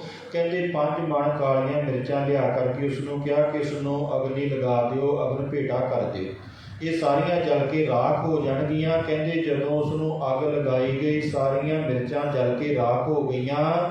ਫਿਰ ਸਤਿਗੁਰੂ ਪਾਤਸ਼ਾਹ ਜੀ ਨੇ ਕਿਹਾ ਕਿ ਆਪਣੇ ਵਿਅਕਤੀ ਲਗਾ ਕਰਕੇ ਇਸ ਰਾਖ ਨੂੰ ਸਾਰੀ ਨੂੰ ਮਲਣਾ ਸ਼ੁਰੂ ਕਰੋ। ਸਾਰੀ ਰਾਖ ਕਹਿੰਦੇ ਉਹ ਮਲੀ ਗਈ। ਫਿਰ ਉਸ ਨੂੰ ਛਾਨਣਾ ਸ਼ੁਰੂ ਕਰਵਾਇਆ। ਜਦੋਂ ਸਾਰੀ ਰਾਖ ਛਾਣੀ ਗਈ ਤਾਂ ਉਸ ਰਾਖ ਦੇ ਵਿੱਚੋਂ 3 ਮਿਰਚਾਂ ਸਾਬਤ ਬਚ ਗਈਆਂ। ਸਤਿਗੁਰੂ ਪਾਤਸ਼ਾਹ ਜੀ ਨੇ ਬਾਦਸ਼ਾਹ ਨੂੰ ਕਿਹਾ ਕਿ ਭਾਈ ਤੂੰ ਤਾਂ 2 ਤੋਂ 1 ਕਰਨਾ ਚਾਹੁੰਦਾ ਹੈ, ਪਰ ਉਸ ਪਰਮੇਸ਼ਰ ਨੂੰ ਇਹ ਨਹੀਂ ਪਾਉਂਦਾ, ਉਸ ਪਰਮੇਸ਼ਰ ਨੂੰ 2 ਤੋਂ 3 ਪਾਉਂਦਾ। 2 ਦੀ ਜਗ੍ਹਾ 3 ਧਰਮ ਚੱਲਣਗੇ, ਅਰਥਾਤ ਇੱਕ ਹੋਰ ਨਵਾਂ ਧਰਮ ਪ੍ਰਗਟ ਹੋਵੇਗਾ। ਇਸ ਵਾਸਤੇ ਤੂੰ ਜਿਹੜਾ ਆਪਣੇ ਮਨ ਦੇ ਵਿੱਚ ਇਹ ਸੰਕਲਪ ਕੀਤਾ ਹੋਇਆ ਹੈ ਕਿ ਮੈਂ ਦੋਨਾਂ ਧਰਮਾਂ ਨੂੰ ਖਤਮ ਕਰਕੇ ਨਵਾਂ ਧਰਮ ਪ੍ਰਗਟ ਕਰ ਦੇਵਾਂ, ਸਨਾਤਨ ਧਰਮ ਖਤਮ ਕਰਕੇ ਇਸਲਾਮ ਧਰਮ ਦੇ ਵਿੱਚ ਪ੍ਰਵੇਸ਼ ਕਰਵਾ ਦੇਵਾਂ, ਇਹ ਤੇਰੀ ਬਹੁਤ ਵੱਡੀ ਭੁੱਲ ਹੈ। ਇਸ ਕਰਕੇ ਭਾਈ ਤੂੰ ਆਪਣੀ ਇਸ ਭੁੱਲ ਨੂੰ ਤਿਆਗਣਾ ਕਰ ਅਤੇ ਜੋ ਉਸ ਪਰਮੇਸ਼ਰ ਨੂੰ ਭਾਉਂਦਾ ਹੈ ਉਸ ਦੇ ਭਾਣੇ ਦੇ ਵਿੱਚ ਰਹਿਣਾ ਸਹੀ ਸ਼ੁਰੂ ਕਰ। ਕਹਿੰਦੇ ਬਾਦਸ਼ਾਹ ਨੇ ਕਈ ਪ੍ਰਕਾਰ ਦੇ ਪ੍ਰਾਪੋਗੰਡੇ ਕੀਤੇ, ਪਰ ਜਦੋਂ ਨਾ ਸਫਲ ਹੋਇਆ ਤਾਂ ਫਿਰ ਸਤਿਗੁਰੂ ਪਾਤਸ਼ਾਹ ਜੀ ਦੇ ਸਾਹਮਣੇ ਸਭ ਤੋਂ ਪਹਿਲਾਂ ਭਾਈ ਮਤੀ ਦਾਸ ਜੀ ਨੂੰ ਕਹਿੰਦੇ ਲੱਕੜਾਂ ਦੇ ਵਿੱਚ ਇਸ ਪ੍ਰਕਾਰ ਦੇ ਨਾਲ ਜਕੜ ਕਰਕੇ ਕਸ ਕਰਕੇ ਬੰਨ੍ਹ ਦਿੱਤਾ ਗਿਆ ਅਤੇ ਹੌਲੀ ਹੌਲੀ ਜਿਹੜਾ ਆਰਾ ਸੀ ਉਹਨਾਂ ਦੇ ਸੀਸ ਦੇ ਉੱਤੇ ਚਲਾਉਣਾ ਸ਼ੁਰੂ ਕੀਤਾ ਗਿਆ। ਭਾਈ ਮਤੀ ਦਾਸ ਜੀ ਨੂੰ ਪੁੱਛਿਆ ਗਿਆ ਕਿ ਭਾਈ ਤੇਰੀ ਅਖੀਰੀ ਜਿਹੜੀ ਇੱਛਾ ਹੈ ਉਹ ਕੀ ਹੈ, ਤੂੰ ਕੀ ਇੱਛਾ ਚਾਹੁੰਦਾ ਹੈ? ਭਾਈ ਮਤੀ ਦਾਸ ਜੀ ਨੇ ਕਿਹਾ ਕਿ ਜਦੋਂ ਮੇਰੇ ਸਰੀਰ ਦੇ ਉੱਤੇ ਆਰਾ ਚੱਲੇ, ਜਿਹੜਾ ਮੇਰਾ ਮੁੱਖ ਹੈ ਮੇਰੇ ਗੁਰੂ ਵੱਲ ਹੋਵੇ, ਮੈਂ ਆਪਣੇ ਗੁਰੂ ਦੇ ਸਨਮੁਖ ਹੋ ਕਰਕੇ ਧਰਮ ਦੇ ਉੱਤੋਂ ਆਪਣਾ ਬਲੀਦਾਨ ਦੇ। ਕਹਿੰਦੇ ਉਹਨਾਂ ਨੇ ਉਸ ਦਾ ਜਿਹੜਾ ਮੁੱਖ ਸੀ ਉਹ ਗੁਰੂ ਪਾਤਸ਼ਾਹ ਵੱਲ ਕਰ ਦਿੱਤਾ, ਆਰਾ ਚਲਾਉਣਾ ਸ਼ੁਰੂ ਕਰ ਦਿੱਤਾ। ਉੱਧਰੋਂ ਭਾਈ ਸਾਹਿਬ ਜੀ ਨੇ ਜਪਜੀ ਸਾਹਿਬ ਦਾ ਪਾਠ ਕਰਨਾ ਸ਼ੁਰੂ ਕਰ ਦਿੱਤਾ। ਕਹਿੰਦੇ ਸਾਰਾ ਸਰੀਰ ਸੀ ਭਾਈ ਸਾਹਿਬ ਜੀ ਦਾ ਉਹ ਚੀਰ ਕਰਕੇ 2 ਫਾੜ ਹੋ ਗਿਆ ਅਤੇ ਦੋਨਾਂ ਫਾੜਾਂ ਦੇ ਵਿੱਚੋਂ ਹੀ ਜਪਜੀ ਸਾਹਿਬ ਦੀ ਉਹਨਾਂ ਚਿਰ ਤੱਕ ਆਵਾਜ਼ ਆਉਂਦੀ ਰਹੀ ਜਿੰਨਾ ਚਿਰ ਤੱਕ ਜਪਜੀ ਸਾਹਿਬ ਦਾ ਜਿਹੜਾ ਪਾਠ ਹੈ ਉਹ ਸੰਪੂਰਨ ਨਹੀਂ ਹੋਇਆ। ਸਾਧ ਸੰਗਤ ਜੀ, ਸਤਿਗੁਰੂ ਪਾਤਸ਼ਾਹ ਜੀ ਨੇ ਸਾਨੂੰ ਇਹ ਬਾਣੀ ਦੀ ਬਖਸ਼ਿਸ਼ ਬਖਸ਼ੀ ਹੈ। ਸਾਨੂੰ ਇਸ ਬਾਣੀ ਦੇ ਬਾਰੇ ਇੰਨਾ ਗਿਆਨ ਹੀ ਨਹੀਂ ਕਿ ਸਤਿਗੁਰੂ ਪਾਤਸ਼ਾਹ ਜੀ ਨੇ ਇਸ ਬਾਣੀ ਦੇ ਵਿੱਚ ਸਾਨੂੰ ਕਿੱਡੀ ਮਹਾਨ ਬਖਸ਼ਿਸ਼ ਬਖਸ਼ੀ ਹੈ। ਜਪਜੀ ਸਾਹਿਬ ਦਾ ਕਿੰਨਾ ਮਹਾਤਮ ਹੈ। ਅਗਰ ਅਸੀਂ ਜਪਜੀ ਸਾਹਿਬ ਦਾ ਪਾਠ ਕਰਦੇ ਹਾਂ, ਆਪਾਂ ਸਾਰੇ ਹੀ ਭਾਈ ਗੋਪਾਲੇ ਵਾਲਾ ਪ੍ਰਸੰਗ ਜਾਣਦੇ ਹਾਂ ਕਿ ਇੱਕ ਜਪਜੀ ਸਾਹਿਬ ਦਾ ਪਾਠ ਸ਼ੁੱਧ ਸੁਣਾਉਣ ਦੇ ਵਾਸਤੇ 6ਵੇਂ ਪਾਤਸ਼ਾਹ ਭਾਈ ਗੋਪਾਲੇ ਨੂੰ ਗੁਰਤਾ ਗੱਦੀ ਦੇਣ ਤੱਕ ਤਿਆਰ ਹੋ ਗਏ ਸੀ। ਇਸ ਵਾਸਤੇ ਅਸੀਂ ਆਪਣੇ ਜੀਵਨ ਦੇ ਵਿੱਚ ਇਹ ਦ੍ਰਿੜ ਕਰੀਏ ਕਿ ਅਸੀਂ ਰੋਜ਼ਾਨਾ ਉੱਠ ਕਰਕੇ ਅੰਮ੍ਰਿਤ ਵੇਲੇ ਨਿਤਨੇਮ ਕਰਨਾ ਹੈ। ਜਪਜੀ ਸਾਹਿਬ ਪੜ੍ਹਨੀ ਹੈ। ਜਪਜੀ ਸਾਹਿਬ ਜਿਹੜੀ ਹੈ ਇਹ ਨਹੀਂ ਕਿ ਸਾਨੂੰ ਇੱਥੇ ਹੀ ਬਚਾਉਂਦੀ ਹੈ, ਇਹ ਦਰਗਾਹ ਦੇ ਵਿੱਚ ਵੀ ਸਾਡੀ ਰੱਖਿਆ ਕਰਦੀ ਹੈ। ਇਸ ਜਪਜੀ ਸਾਹਿਬ ਦੇ ਵਿੱਚੋਂ ਜੋ ਕੁਝ ਅਸੀਂ ਚਾਹਾਂਗੇ ਉਹ ਸਾਨੂੰ ਪ੍ਰਾਪਤ ਹੋ ਸਕਦਾ। ਜਦੋਂ ਆਪਾਂ ਜਪਜੀ ਸਾਹਿਬ ਦਾ ਮਹਾਤਮ ਪੜ੍ਹਦੇ ਹਾਂ ਕਿ ਜਿਨ੍ਹਾਂ ਗੁਰਸਿੱਖਾਂ ਨੇ ਆਪਣੇ ਜੀਵਨ ਦੇ ਵਿੱਚ ਜਪਜੀ ਸਾਹਿਬ ਦੇ ਪਾਠ ਕੀਤੇ, ਉਹਨਾਂ ਨੂੰ ਕਿੰਨੀਆਂ ਵੱਡੀਆਂ ਮਹਾਨ ਪ੍ਰਾਪਤੀਆਂ ਹੋਈਆਂ। ਜੋ ਸਤਿਗੁਰੂ ਪਾਤਸ਼ਾਹ ਜੀ ਨੇ ਸਾਨੂੰ ਇਹ ਖੰਡੇ ਬਾਟੇ ਦੀ ਪੌਲ ਦੇ ਕਰਕੇ ਨਿਤਨੇਮ ਦੀ ਬਖਸ਼ਿਸ਼ ਬਖਸ਼ੀ ਹੈ, ਇਹ ਬਹੁਤ ਵੱਡੀ ਬਖਸ਼ਿਸ਼ ਹੈ। ਅਗਰ ਅਸੀਂ ਨਿਤਨੇਮ ਦੇ ਧਾਰਨੀ ਬਣਾਂਗੇ, ਬਾਣੀ ਨਾਲ ਜੁੜਾਂਗੇ, ਬਾਣੀ ਦੇ ਨਾਲ ਜੁੜਾਂਗੇ, ਤਾਂ ਸੁਭਾਵਿਕ ਹੈ ਭਾਈ ਸਾਡਾ ਇਸ ਸੰਸਾਰ ਦੇ ਵਿੱਚੋਂ ਕਲਿਆਣ ਹੋ ਜਾਵੇਗਾ। ਇਸ ਕਰਕੇ ਆਪਾਂ ਸਾਰੇ ਉਹਨਾਂ ਦ੍ਰਿਸ਼ਟਾਂਤਾਂ ਨੂੰ ਜਦੋਂ ਸੁਣਦੇ ਹਾਂ, ਪੜ੍ਹਦੇ ਹਾਂ, ਤਾਂ ਆਪਣੇ ਜੀਵਨ ਦੇ ਵਿੱਚ ਉਤਾਰਨ ਦੀ ਕੋਸ਼ਿਸ਼ ਕਰੀਏ। ਉਹਨਾਂ ਦ੍ਰਿਸ਼ਟਾਂਤਾਂ ਨੂੰ ਆਪਣੇ ਜੀਵਨ ਦੇ ਵਿੱਚ ਉਤਾਰੀਏ। ਕਹਿੰਦੇ ਉਸ ਤੋਂ ਬਾਅਦ ਭਾਈ ਦਿਆਲਾ ਜੀ ਨੇ ਗੁੱਸੇ ਦੇ ਵਿੱਚ ਆ ਕਰਕੇ ਕਹਿ ਦਿੱਤਾ ਕਿ ਭਾਈ ਤੁਸੀਂ ਜਿਸ ਤਰ੍ਹਾਂ ਭਾਈ ਮਤੀ ਦਾਸ ਜੀ ਨੂੰ ਚੀਰਿਆ ਹੈ, ਇਸੇ ਤਰ੍ਹਾਂ ਜਿਹੜਾ ਇਸਲਾਮ ਹੈ ਉਹ ਚੀਰਿਆ ਜਾਵੇਗਾ, ਉਸ ਦੀਆਂ ਜੜ੍ਹਾਂ ਪੁੱਟੀਆਂ ਜਾਣਗੀਆਂ। ਤਾਂ ਕਹਿੰਦੇ ਕਾਜੀ ਨੇ ਉਸੇ ਵੇਲੇ ਦੂਸਰਾ ਫਤਵਾ ਲਗਾ ਦਿੱਤਾ ਕਿ ਭਾਈ ਦਿਆਲਾ ਜੀ ਨੂੰ ਉਬਲਦੇ ਪਾਣੀ ਦੇ ਵਿੱਚ ਉਬਾਲ ਦਿੱਤਾ ਜਾਏ। ਫਿਰ ਕਹਿੰਦੇ ਭਾਈ ਦਿਆਲਾ ਜੀ ਨੂੰ ਉਬਲਦੇ ਪਾਣੀ ਦੇ ਵਿੱਚ ਪਾ ਦਿੱਤਾ ਗਿਆ। ਉਬਲਦੇ ਪਾਣੀ ਦੇ ਵਿੱਚ ਉਬਲਦਿਆਂ ਹੋਇਆਂ ਉਹਨਾਂ ਨੇ ਸਾਰਾ ਸੁਖਮਨੀ ਸਾਹਿਬ ਦਾ ਉਚਾਰਨ ਕੀਤਾ, ਸਾਰੀ ਸੁਖਮਨੀ ਸਾਹਿਬ ਦੀ ਬਾਣੀ ਪੜ੍ਹੀ। ਸਾਰੀ ਬਾਣੀ ਪੜ੍ਹਨ ਤੋਂ ਬਾਅਦ ਫਿਰ ਕਹਿੰਦੇ ਉਹਨਾਂ ਨੇ ਆਪਣਾ ਜਿਹੜਾ ਸਰੀਰ ਹੈ ਉਸ ਨੂੰ ਤਿਆਗਿਆ। ਇਸੇ ਤਰ੍ਹਾਂ ਹੀ ਭਾਈ ਸਤੀ ਦਾਸ ਜੀ ਨੂੰ ਪਿੱਲਰ ਦੇ ਨਾਲ ਬੰਨ੍ਹ ਕਰਕੇ, ਖੰਭੇ ਦੇ ਨਾਲ ਬੰਨ੍ਹ ਕਰਕੇ ਲੂਣ ਦੇ ਵਿੱਚ ਲਪੇਟ ਕਰਕੇ ਸ਼ਹੀਦ ਕਰ ਦਿੱਤਾ ਗਿਆ। ਇਹ ਕਿਸ ਵਾਸਤੇ ਸਾਰਾ ਕੁਝ ਕੀਤਾ ਗਿਆ ਕਿ ਇਹਨਾਂ ਸਾਰੀਆਂ ਕਸ਼ਟਾਂ ਨੂੰ ਦੇਖ ਕਰਕੇ ਸਤਿਗੁਰੂ ਪਾਤਸ਼ਾਹ ਜੀ ਦਾ ਮਨ ਬਦਲ ਜਾਵੇ। ਪਰ ਸਤਿਗੁਰੂ ਪਾਤਸ਼ਾਹ ਜੀ ਜਿਹੜੇ ਸਾਰੇ ਸੰਸਾਰ ਨੂੰ ਸਿੱਖਿਆ ਦੇਣ ਵਾਲੇ, ਜਿਨ੍ਹਾਂ ਨੇ ਸਾਡੇ ਵਾਸਤੇ ਇਹੋ ਜਿਹੀ ਮਹਾਨ ਕਿਰਪਾ ਕੀਤੀ ਹੈ, ਇਹੋ ਜਿਹੀ ਬਖਸ਼ਿਸ਼ ਬਖਸ਼ੀ ਹੈ, ਸਾਨੂੰ ਇਹੋ ਜਿਹੇ ਸ਼ਬਦਾਂ ਦੇ ਦੁਆਰਾ ਉਪਦੇਸ਼ ਦਿੱਤਾ ਹੈ। ਜੋ ਨਰ ਦੁੱਖ ਮੈਂ ਦੁੱਖ ਨਹੀਂ ਮਾਨੈ, ਸੁਖ ਸਨੇਹ ਅਰ ਭੈ ਨਹੀਂ ਜਾਕੇ, ਕੰਚਨ ਮਾਟੀ ਮਨ। ਸਤਿਗੁਰੂ ਪਾਤਸ਼ਾਹ ਜੀ ਕਹਿੰਦੇ ਕਿ ਇਸ ਸੰਸਾਰ ਦੇ ਵਿੱਚ ਦੁੱਖ ਨੂੰ ਦੇਖ ਕਰਕੇ ਭਾਈ ਅਸੀਂ ਦੁਖੀ ਨਹੀਂ ਹੋਣਾ ਅਤੇ ਸੁੱਖ ਦੇ ਨਾਲ ਸਨੇਹ ਨਹੀਂ ਕਰਨਾ। ਜੋ ਸੰਸਾਰ ਦੇ ਵਿੱਚ ਸਾਨੂੰ ਵੈਭਵ ਦਿਖ ਰਿਹਾ ਹੈ, ਇਹਨੂੰ ਇੱਕ ਮਿੱਟੀ ਦੇ ਸਮਾਨ ਸਮਝਣਾ। ਨਾ ਇਹੋ ਜਿਹੇ ਗੁਰਮੁਖ ਪਿਆਰੇ ਆਪਣੀ ਨਿੰਦਾ ਨੂੰ ਸੁਣ ਕਰਕੇ ਦੁਖੀ ਹੁੰਦੇ ਹਨ ਅਤੇ ਨਾ ਉਸਤਤ ਨੂੰ ਸੁਣ ਕਰਕੇ ਉਹ ਪ੍ਰਸੰਨ ਹੁੰਦੇ ਹਨ। ਨਾ ਉਹਨਾਂ ਦੇ ਅੰਦਰ ਕਿਸੇ ਪ੍ਰਕਾਰ ਦਾ ਲੋਭ ਹੁੰਦਾ ਹੈ, ਨਾ ਕਿਸੇ ਪ੍ਰਕਾਰ ਦਾ ਮੋਹ ਹੁੰਦਾ ਹੈ, ਨਾ ਕਿਸੇ ਪ੍ਰਕਾਰ ਦਾ ਅਭਿਮਾਨ ਹੁੰਦਾ ਹੈ। ਜਦੋਂ ਆਪਾਂ ਸਤਿਗੁਰੂ ਪਾਤਸ਼ਾਹ ਜੀ ਦੇ ਇਸ ਸ਼ਬਦ ਨੂੰ ਪੜ੍ਹਦੇ ਹਾਂ, ਜੋ ਨਰ ਦੁੱਖ ਮੈਂ ਦੁੱਖ ਨਹੀਂ ਮਾਨੈ, ਸੁਖ ਸਨੇਹ ਅਰ ਭੈ ਨਹੀਂ ਜਾਕੈ, ਕੰਚਨ ਮਾਟੀ ਮਾਨੈ ਰਹਾਉ। ਨਹਿ ਨਿੰਦਿਆ ਨਹਿ ਉਸਤਤ ਜਾਕੈ, ਲੋਭ ਮੋਹ ਅਭਿਮਾਨਾ, ਹਰਖ ਸੋਗ ਤੇ ਰਹਿ ਨਿਆਰੋ, ਨਾਹੀ ਮਾਨ ਅਪਮਾਨਾ। ਆਸਾ ਮਨਸਾ ਸਗਲ ਤਿਆਗੈ, ਜਗ ਤੇ ਰਹਿ ਨਿਰਾਸਾ, ਕਾਮ ਕ੍ਰੋਧ ਜਿਹ ਪਰਸੈ ਨਾਹਿਨ, ਤਿਹ ਘਟ ਬ੍ਰਹਮ ਨਿਵਾਸਾ। ਗੁਰ ਕਿਰਪਾ ਜੇ ਨਰ ਕੋ ਕੀਨੀ, ਤਿਹ ਇਹ ਜੁਗਤ ਪਛਾਨੀ, ਨਾਨਕ ਲੀਨ ਭਇਓ ਗੋਬਿੰਦ ਸਿਉ, ਜਿਉ ਪਾਣੀ ਸੰਗ ਪਾਣੀ। ਸਤਿਗੁਰੂ ਪਾਤਸ਼ਾਹ ਜੀ ਨੇ ਸਾਨੂੰ ਇਹਨਾਂ ਸ਼ਬਦਾਂ ਦੇ ਦੁਆਰਾ ਉਪਦੇਸ਼ ਦਿੱਤਾ ਹੈ। ਇਹ ਨਹੀਂ ਕਿ ਇਕੱਲਾ ਇਹ ਸ਼ਬਦ ਉਚਾਰਨ ਕਰ ਦਿੱਤੇ, ਸਾਨੂੰ ਉਪਦੇਸ਼ ਦਿੱਤਾ। ਇਹਨਾਂ ਸ਼ਬਦਾਂ ਨੂੰ ਆਪਣੇ ਜੀਵਨ ਦੇ ਵਿੱਚ ਘਟਾ ਕਰਕੇ ਸਾਨੂੰ ਸਮਝਾਇਆ ਹੈ ਕਿ ਭਾਈ ਜਿਸ ਪ੍ਰਕਾਰ ਸਾਡੇ ਸਾਹਮਣੇ ਇਹ ਪਰਿਸਥਿਤੀ ਆਈ ਸੀ, ਅਸੀਂ ਧਰਮ ਦਾ ਪੱਲਾ ਨਹੀਂ ਛੱਡਿਆ, ਧਰਮ ਦੀ ਖਾਤਰ ਬਲਿਦਾਨ ਦਿੱਤਾ ਹੈ। ਇਸੇ ਤਰ੍ਹਾਂ ਤੁਹਾਡੇ ਜੀਵਨ ਦੇ ਵਿੱਚ ਵੀ ਅਗਰ ਸੰਸਾਰ ਦੇ ਪ੍ਰਲੋਭਨ ਆਉਣਗੇ ਤਾਂ ਤੁਸੀਂ ਸੰਸਾਰ ਦੇ ਪ੍ਰਲੋਭਨਾਂ ਦੇ ਵਿੱਚ ਪੈ ਕਰਕੇ ਆਪਣਾ ਜਿਹੜਾ ਧਰਮ ਹੈ, ਆਪਣੇ ਧਰਮ ਨੂੰ ਨਹੀਂ ਤਿਆਗਣਾ, ਆਪਣੇ ਧਰਮ ਦੇ ਵਿੱਚ ਪਰਪੱਕ ਰਹਿਣਾ। ਇਹ ਜਿਹੜਾ ਸਰੀਰ ਹੈ ਇਹ ਮਿੱਥਿਆ ਹੈ। ਇਸ ਸਰੀਰ ਦੇ ਮੋਹ ਦੇ ਵਿੱਚ ਪੈ ਕਰਕੇ ਅਸੀਂ ਆਪਣਾ ਪਰਮਾਰਥ ਨਹੀਂ ਵਿਗਾੜਨਾ। ਫਿਰ ਆਪਾਂ ਭਾਈ ਸਾਰੇ ਉਸ ਪ੍ਰਸੰਗ ਨੂੰ ਜਾਣਦੇ ਹਾਂ ਕਿ ਜਿਵੇਂ ਸਤਿਗੁਰੂ ਪਾਤਸ਼ਾਹ ਜੀ ਨੇ ਅੰਮ੍ਰਿਤ ਵੇਲੇ, ਸ਼ਾਮ ਦੇ ਸਮੇਂ ਅੰਮ੍ਰਿਤ ਵੇਲੇ ਇਸ਼ਨਾਨ ਕੀਤਾ। ਇਸ਼ਨਾਨ ਕਰਕੇ ਕਹਿੰਦੇ ਸਤਿਗੁਰੂ ਪਾਤਸ਼ਾਹ ਜੀ ਸ਼ਾਮ ਦੇ ਸਮੇਂ ਬੋਹੜ ਦੇ ਥੱਲੇ ਜਾ ਕਰਕੇ ਬੈਠ ਗਏ। ਸਤਿਗੁਰੂ ਪਾਤਸ਼ਾਹ ਜੀ ਨੇ ਜਪਜੀ ਸਾਹਿਬ ਦਾ ਪਾਠ ਆਰੰਭ ਕੀਤਾ ਅਤੇ ਜਦੋਂ ਜਪਜੀ ਸਾਹਿਬ ਦਾ ਪਾਠ ਸੰਪੂਰਨ ਹੋਇਆ, ਜਪਜੀ ਸਾਹਿਬ ਦਾ ਪਾਠ ਸੰਪੂਰਨ ਹੋਣ ਤੋਂ ਬਾਅਦ ਸਤਿਗੁਰੂ ਪਾਤਸ਼ਾਹ ਜੀ ਨੇ ਸੀਸ ਝੁਕਾਇਆ। ਉਸ ਸਮੇਂ ਸਤਿਗੁਰੂ ਪਾਤਸ਼ਾਹ ਜੀ ਨੇ ਆਪਣਾ ਜਿਹੜਾ ਬਲਿਦਾਨ ਦੇ ਕਰਕੇ ਸਨਾਤਨ ਧਰਮ ਦੀ ਰੱਖਿਆ ਕੀਤੀ। ਫਿਰ ਸਤਿਗੁਰੂ ਪਾਤਸ਼ਾਹ ਜੀ ਦਾ ਜਿਹੜਾ ਸੀਸ ਸੀ ਉਸ ਨੂੰ ਲੈ ਕਰਕੇ ਭਾਈ ਜੈਤਾ ਜੀ ਅਨੰਦਪੁਰ ਸਾਹਿਬ ਵੱਲ ਚੱਲ ਪੈਂਦੇ ਹਨ ਅਤੇ ਜਿਹੜਾ ਸਤਿਗੁਰੂ ਪਾਤਸ਼ਾਹ ਜੀ ਦਾ ਧੜ ਹੈ ਉਸ ਦੇ ਬਾਰੇ ਆਪਾਂ ਸਾਰੇ ਜਾਣਦੇ ਹਾਂ ਕਿ ਲੱਖੀ ਸ਼ਾਹ ਵਣਜਾਰੇ ਨੇ ਕਿਸ ਤਰੀਕੇ ਦੇ ਨਾਲ, ਕਿਸ ਢੰਗ ਦੇ ਨਾਲ ਉਸ ਸਮੇਂ ਸਮਝਦਾਰੀ ਵਰਤ ਕਰਕੇ ਸਤਿਗੁਰੂ ਪਾਤਸ਼ਾਹ ਜੀ ਦਾ ਜਿਹੜਾ ਧੜ ਸੀ, ਸਰੀਰ ਸੀ, ਉਸ ਨੂੰ ਆਪਣੇ ਮਕਾਨਾਂ ਦੇ ਵਿੱਚ ਲਿਆ ਕਰਕੇ, ਗੱਡਿਆਂ ਦੇ ਵਿੱਚ, ਰੂਮ ਦੇ ਵਿੱਚ ਲਪੇਟ ਕਰਕੇ ਆਪਣੇ ਘਰ ਦੇ ਵਿੱਚ ਸੰਸਕਾਰ ਕੀਤਾ ਅਤੇ ਆਲੇ ਦੁਆਲੇ ਇਹ ਰੌਲਾ ਪਾ ਦਿੱਤਾ ਕਿ ਸਾਡੇ ਘਰ ਨੂੰ ਅੱਗ ਲੱਗ ਗਈ ਹੈ। ਅੱਜ ਜਦੋਂ ਭਾਈ ਆਪਾਂ ਆਪਣੇ ਜੀਵਨ ਵੱਲ ਦੇਖਦੇ ਹਾਂ, ਅਗਰ ਇਹੋ ਜਿਹੀ ਪਰਿਸਥਿਤੀ ਸਾਡੇ ਸਾਹਮਣੇ ਆਉਂਦੀ ਹੈ, ਅਗਰ ਅਸੀਂ ਉਸ ਸਮੇਂ ਭਾਈ ਲੱਖੀ ਸ਼ਾਹ ਵਣਜਾਰੇ ਦੀ ਜਗ੍ਹਾ 'ਤੇ ਹੁੰਦੇ ਤਾਂ ਅਸੀਂ ਕੀ ਕਰਦੇ? ਸਾਡੇ ਸਾਹਮਣੇ ਜੀ ਇਹੋ ਜਿਹੀਆਂ ਪਰਿਸਥਿਤੀਆਂ ਆਉਂਦੀਆਂ ਹਨ, ਧਰਮ ਦੀ ਪ੍ਰਕਿਰਿਆ ਸਾਡੇ ਸਾਹਮਣੇ ਆ ਕਰਕੇ ਵੀ ਖੜੀ ਹੁੰਦੀ ਹੈ। ਇਹ ਸਤਿਗੁਰੂ ਪਾਤਸ਼ਾਹ ਜੀ ਨੇ ਜਿਹੜੀ ਸਾਰੀ ਕਿਰਪਾ ਵਰਤਾਈ ਹੈ, ਕੌਤਕ ਵਰਤਾਏ ਹਨ, ਸਾਡੇ ਵਾਸਤੇ ਵਰਤਾਏ ਹਨ ਕਿ ਇਹਨਾਂ ਦ੍ਰਿਸ਼ਟਾਂਤਾਂ ਨੂੰ, ਇਹਨਾਂ ਪ੍ਰਮਾਣਾਂ ਨੂੰ ਦੇਖ ਕਰਕੇ ਅਸੀਂ ਵੀ ਆਪਣੇ ਧਰਮ ਦੇ ਵਿੱਚ ਪਰਪੱਕ ਹੋਈਏ। ਅਗਰ ਸਾਡੇ ਜੀਵਨ ਦੇ ਵਿੱਚ ਵੀ ਇਹੋ ਜਿਹੀ ਕੋਈ ਸਥਿਤੀ ਆਉਂਦੀ ਹੈ ਤਾਂ ਅਸੀਂ ਸੰਸਾਰ ਦੇ ਧਨ ਦੌਲਤ ਨੂੰ, ਸੰਸਾਰ ਦੀਆਂ ਵਸਤੂਆਂ ਨੂੰ, ਸੰਸਾਰ ਦੇ ਵਿਅਕਤੀਆਂ ਪਦਾਰਥਾਂ ਦੇ ਪਿੱਛੇ ਲੱਗ ਕਰਕੇ ਆਪਣੇ ਧਰਮ ਤੋਂ ਵਿਮੁਖ ਨਾ ਹੋਈਏ।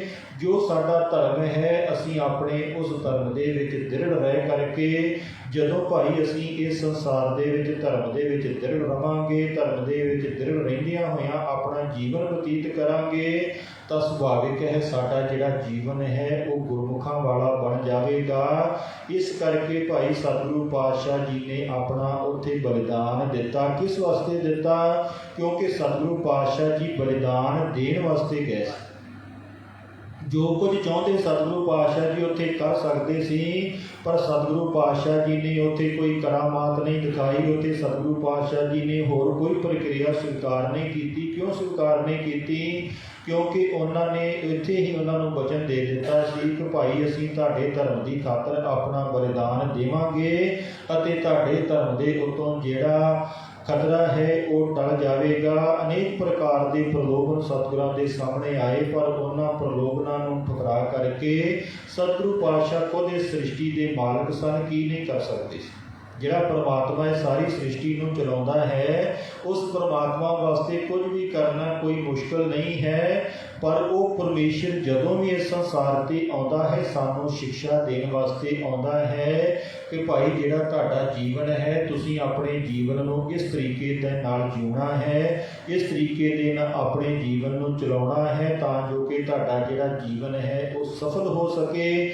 ਫਿਰ ਜਦੋਂ ਦੂਸਰੇ ਪਾਸੇ ਆਪਾਂ ਭਾਈ ਸਤਿਗੁਰੂ ਪਾਤਸ਼ਾਹ ਜੀ ਦੇ ਸੀਸ ਦੀ ਪ੍ਰਕਿਰਿਆ ਦੇਖਦੇ ਹਾਂ ਕਿ ਜਦੋਂ ਭਾਈ ਜੈਤਾ ਜੀ ਲੈ ਕਰਕੇ ਕੀਰਤਪੁਰ ਸਾਹਿਬ ਪਹੁੰਚੇ, ਸਤਿਗੁਰੂ ਪਾਤਸ਼ਾਹ ਜੀ ਨੇ ਪਾਲਕੀ ਤਿਆਰ ਕਰਵਾ ਕਰਕੇ ਉੱਥੇ ਜਾ ਕਰਕੇ ਅੱਗਿਓਂ ਸੀਸ ਲਿਆਂਦਾ ਅਤੇ ਜਦੋਂ ਆਪਾਂ ਸ਼੍ਰੀ ਅਨੰਦਪੁਰ ਸਾਹਿਬ ਜਾਂਦੇ ਹਾਂ, ਸੀਸਗੰਜ ਗੁਰਦੁਆਰਾ ਹੈ, ਉੱਥੇ ਲਿਆ ਕਰਕੇ ਸਤਿਗੁਰੂ ਪਾਤਸ਼ਾਹ ਜੀ ਦੇ ਸੀਸ ਦਾ ਸੰਸਕਾਰ ਕੀਤਾ ਗਿਆ। ਕਿਉਂ ਕੀਰਤਪੁਰ ਸਾਹਿਬ ਸੰਸਕਾਰ ਨਹੀਂ ਕੀਤਾ?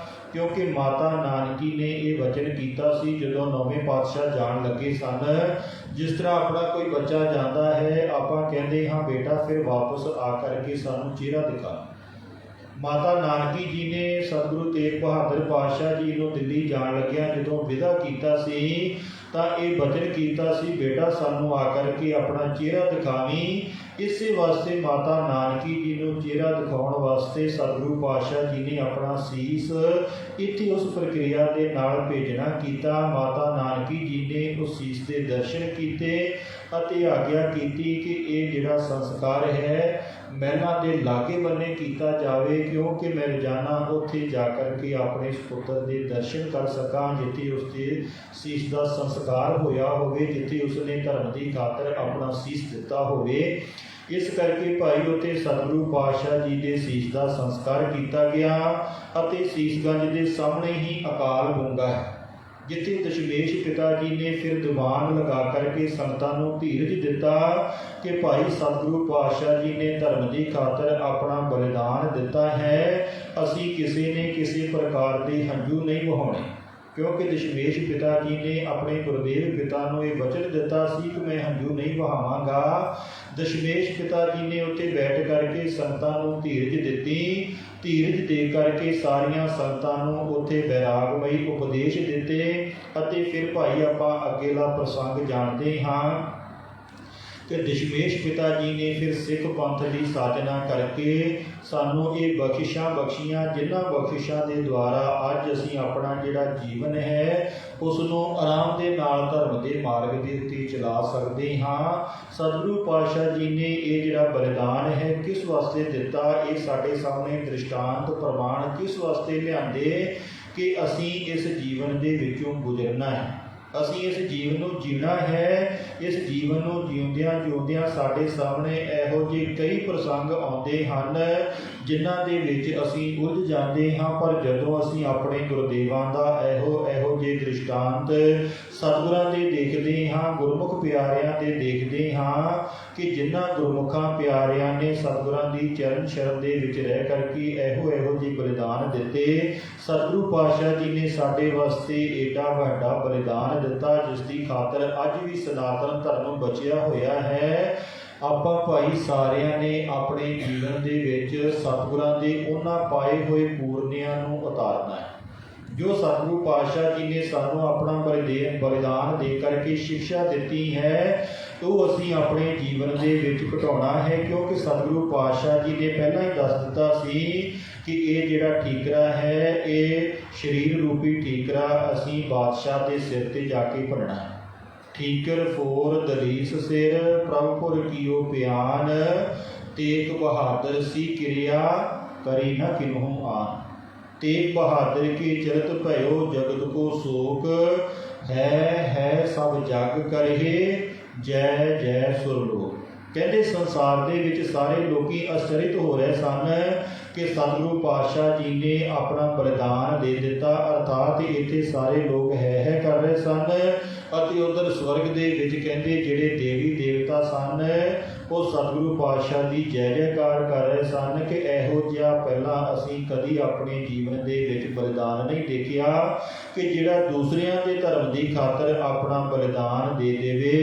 सतगुरु पातशाह जी ने भाई साडे वास्ते ये जिहड़े पूरने पाए हैं, जो सतगुरु पातशाह जी ने अपना ये बलिदान दिता है किस वास्ते दिता है, साडे लोकां वास्ते दिता है। साडे लोकां वास्ते धर्म की रक्षा की है, सानू अपने धर्म दे विच परपक्क कीता है। असीं सारे अपने अपने धर्म दे विच परपक्क होइए अते धर्म दे विच परपक्क हो करके बाणी दे नाल जुड़ीए। जिवें जिवें असीं बाणी दे नाल जुड़ांगे, बाणी का जाप करांगे, बाणी पढ़ांगे, सुनांगे, विचारांगे तो सुभाविक है भाई साडा जिहड़ा जीवन है वो कल्याण हो जाएगा। सानू लोक सुखीए परलोक सुहेले, नानक हर प्रभ आपे मेले की प्राप्ति हो जाएगी। इस वास्ते भाई आपां सारे ही सतगुरु पातशाह जी दे इस शहीदी दिहाड़े के प्रसंग के विच जदों ये सारियां प्रक्रियावां देखते हाँ सुनते हाँ तो सानू अपने धर्म के विच परिपक्व होने की शिक्षा मिलती है कि असीं गुरु के सिख तां ही हाँ कि जो सतगुरु पातशाह जी ने सानू ये धर्म का मार्ग दिखाया है। जिस धर्म के मार्ग के उत्ते चल करके सतगुरु पातशाह जी ने सानू ये दृढ़ता कराई है, असीं अपने धर्म के उत्ते दृढ़ होइए, अपने लोक सुखीए परलोक सुहेले करिए, जिस दे द्वारा भाई साडा जिहड़ा जीवन है वो सफल हो सके। सो इन्हां शब्दां दे नाल ही सतगुरु पातशाह जी नूं श्रद्धांजलि दिंदियां होइयां समूह प्रबंधक कमेटी का बहुत बहुत धन्नवाद करदियां होइयां साडे सत्कारयोग ज्ञानी तरसेम सिंह जी, जिन्हां दे उद्यम संगतां आप संगतां दे नाल बैठ करके विचारा करन दा ये अवसर प्राप्त होया। सतगुरां दी गोदी दा आपां सारे आनंद माण रहे हाँ। ਸੋ ਸਤਿਗੁਰੂ ਪਾਤਸ਼ਾਹ ਜੀ ਸਾਡੇ ਸਾਰਿਆਂ ਦੇ ਉੱਤੇ ਦਇਆ ਕਰਨ, ਮਿਹਰ ਕਰਨ, ਰਹਿਮਤ ਕਰਨ, ਬਖਸ਼ਿਸ਼ ਕਰਨ ਕਿ ਆਪਾਂ ਸਾਰੇ ਹੀ ਸਤਿਗੁਰੂ ਪਾਤਸ਼ਾਹ ਜੀ ਦੀ ਇਹ ਜੋ ਸਾਨੂੰ ਬਖਸ਼ਿਸ਼ ਬਖਸ਼ੀ ਹੈ, ਇਸ ਨੂੰ ਆਪਣੇ ਜੀਵਨ ਦੇ ਵਿੱਚ ਘਟਾਈਏ, ਆਪਣੇ ਜੀਵਨ ਦੇ ਵਿੱਚ ਉਤਾਰੀਏ, ਆਪਣੇ ਜੀਵਨ ਦੇ ਵਿੱਚ ਅਸੀਂ ਧਰਮ ਦੇ ਪ੍ਰਤੀ ਪਰਿਪੱਕ ਹੋਈਏ ਅਤੇ ਆਪਣੇ ਜੀਵਨ ਦੇ ਵਿੱਚ ਧਰਮ ਦੇ ਵਿੱਚ ਪਰਿਪੱਕ ਹੁੰਦਿਆਂ ਹੋਇਆਂ ਆਪਣਾ ਜਿਹੜਾ ਜੀਵਨ ਹੈ ਉਸ ਨੂੰ ਸਫਲਿਆ ਕਰੀਏ। ਸੋ ਇਹਨਾਂ ਸ਼ਬਦਾਂ ਦੇ ਨਾਲ ਹੀ ਸਾਧ ਸੰਗਤ ਜੀ ਆਓ ਫਤਿਹ ਬੁਲਾਈਏ ਜੀ। ਵਾਹਿਗੁਰੂ ਜੀ ਕਾ ਖਾਲਸਾ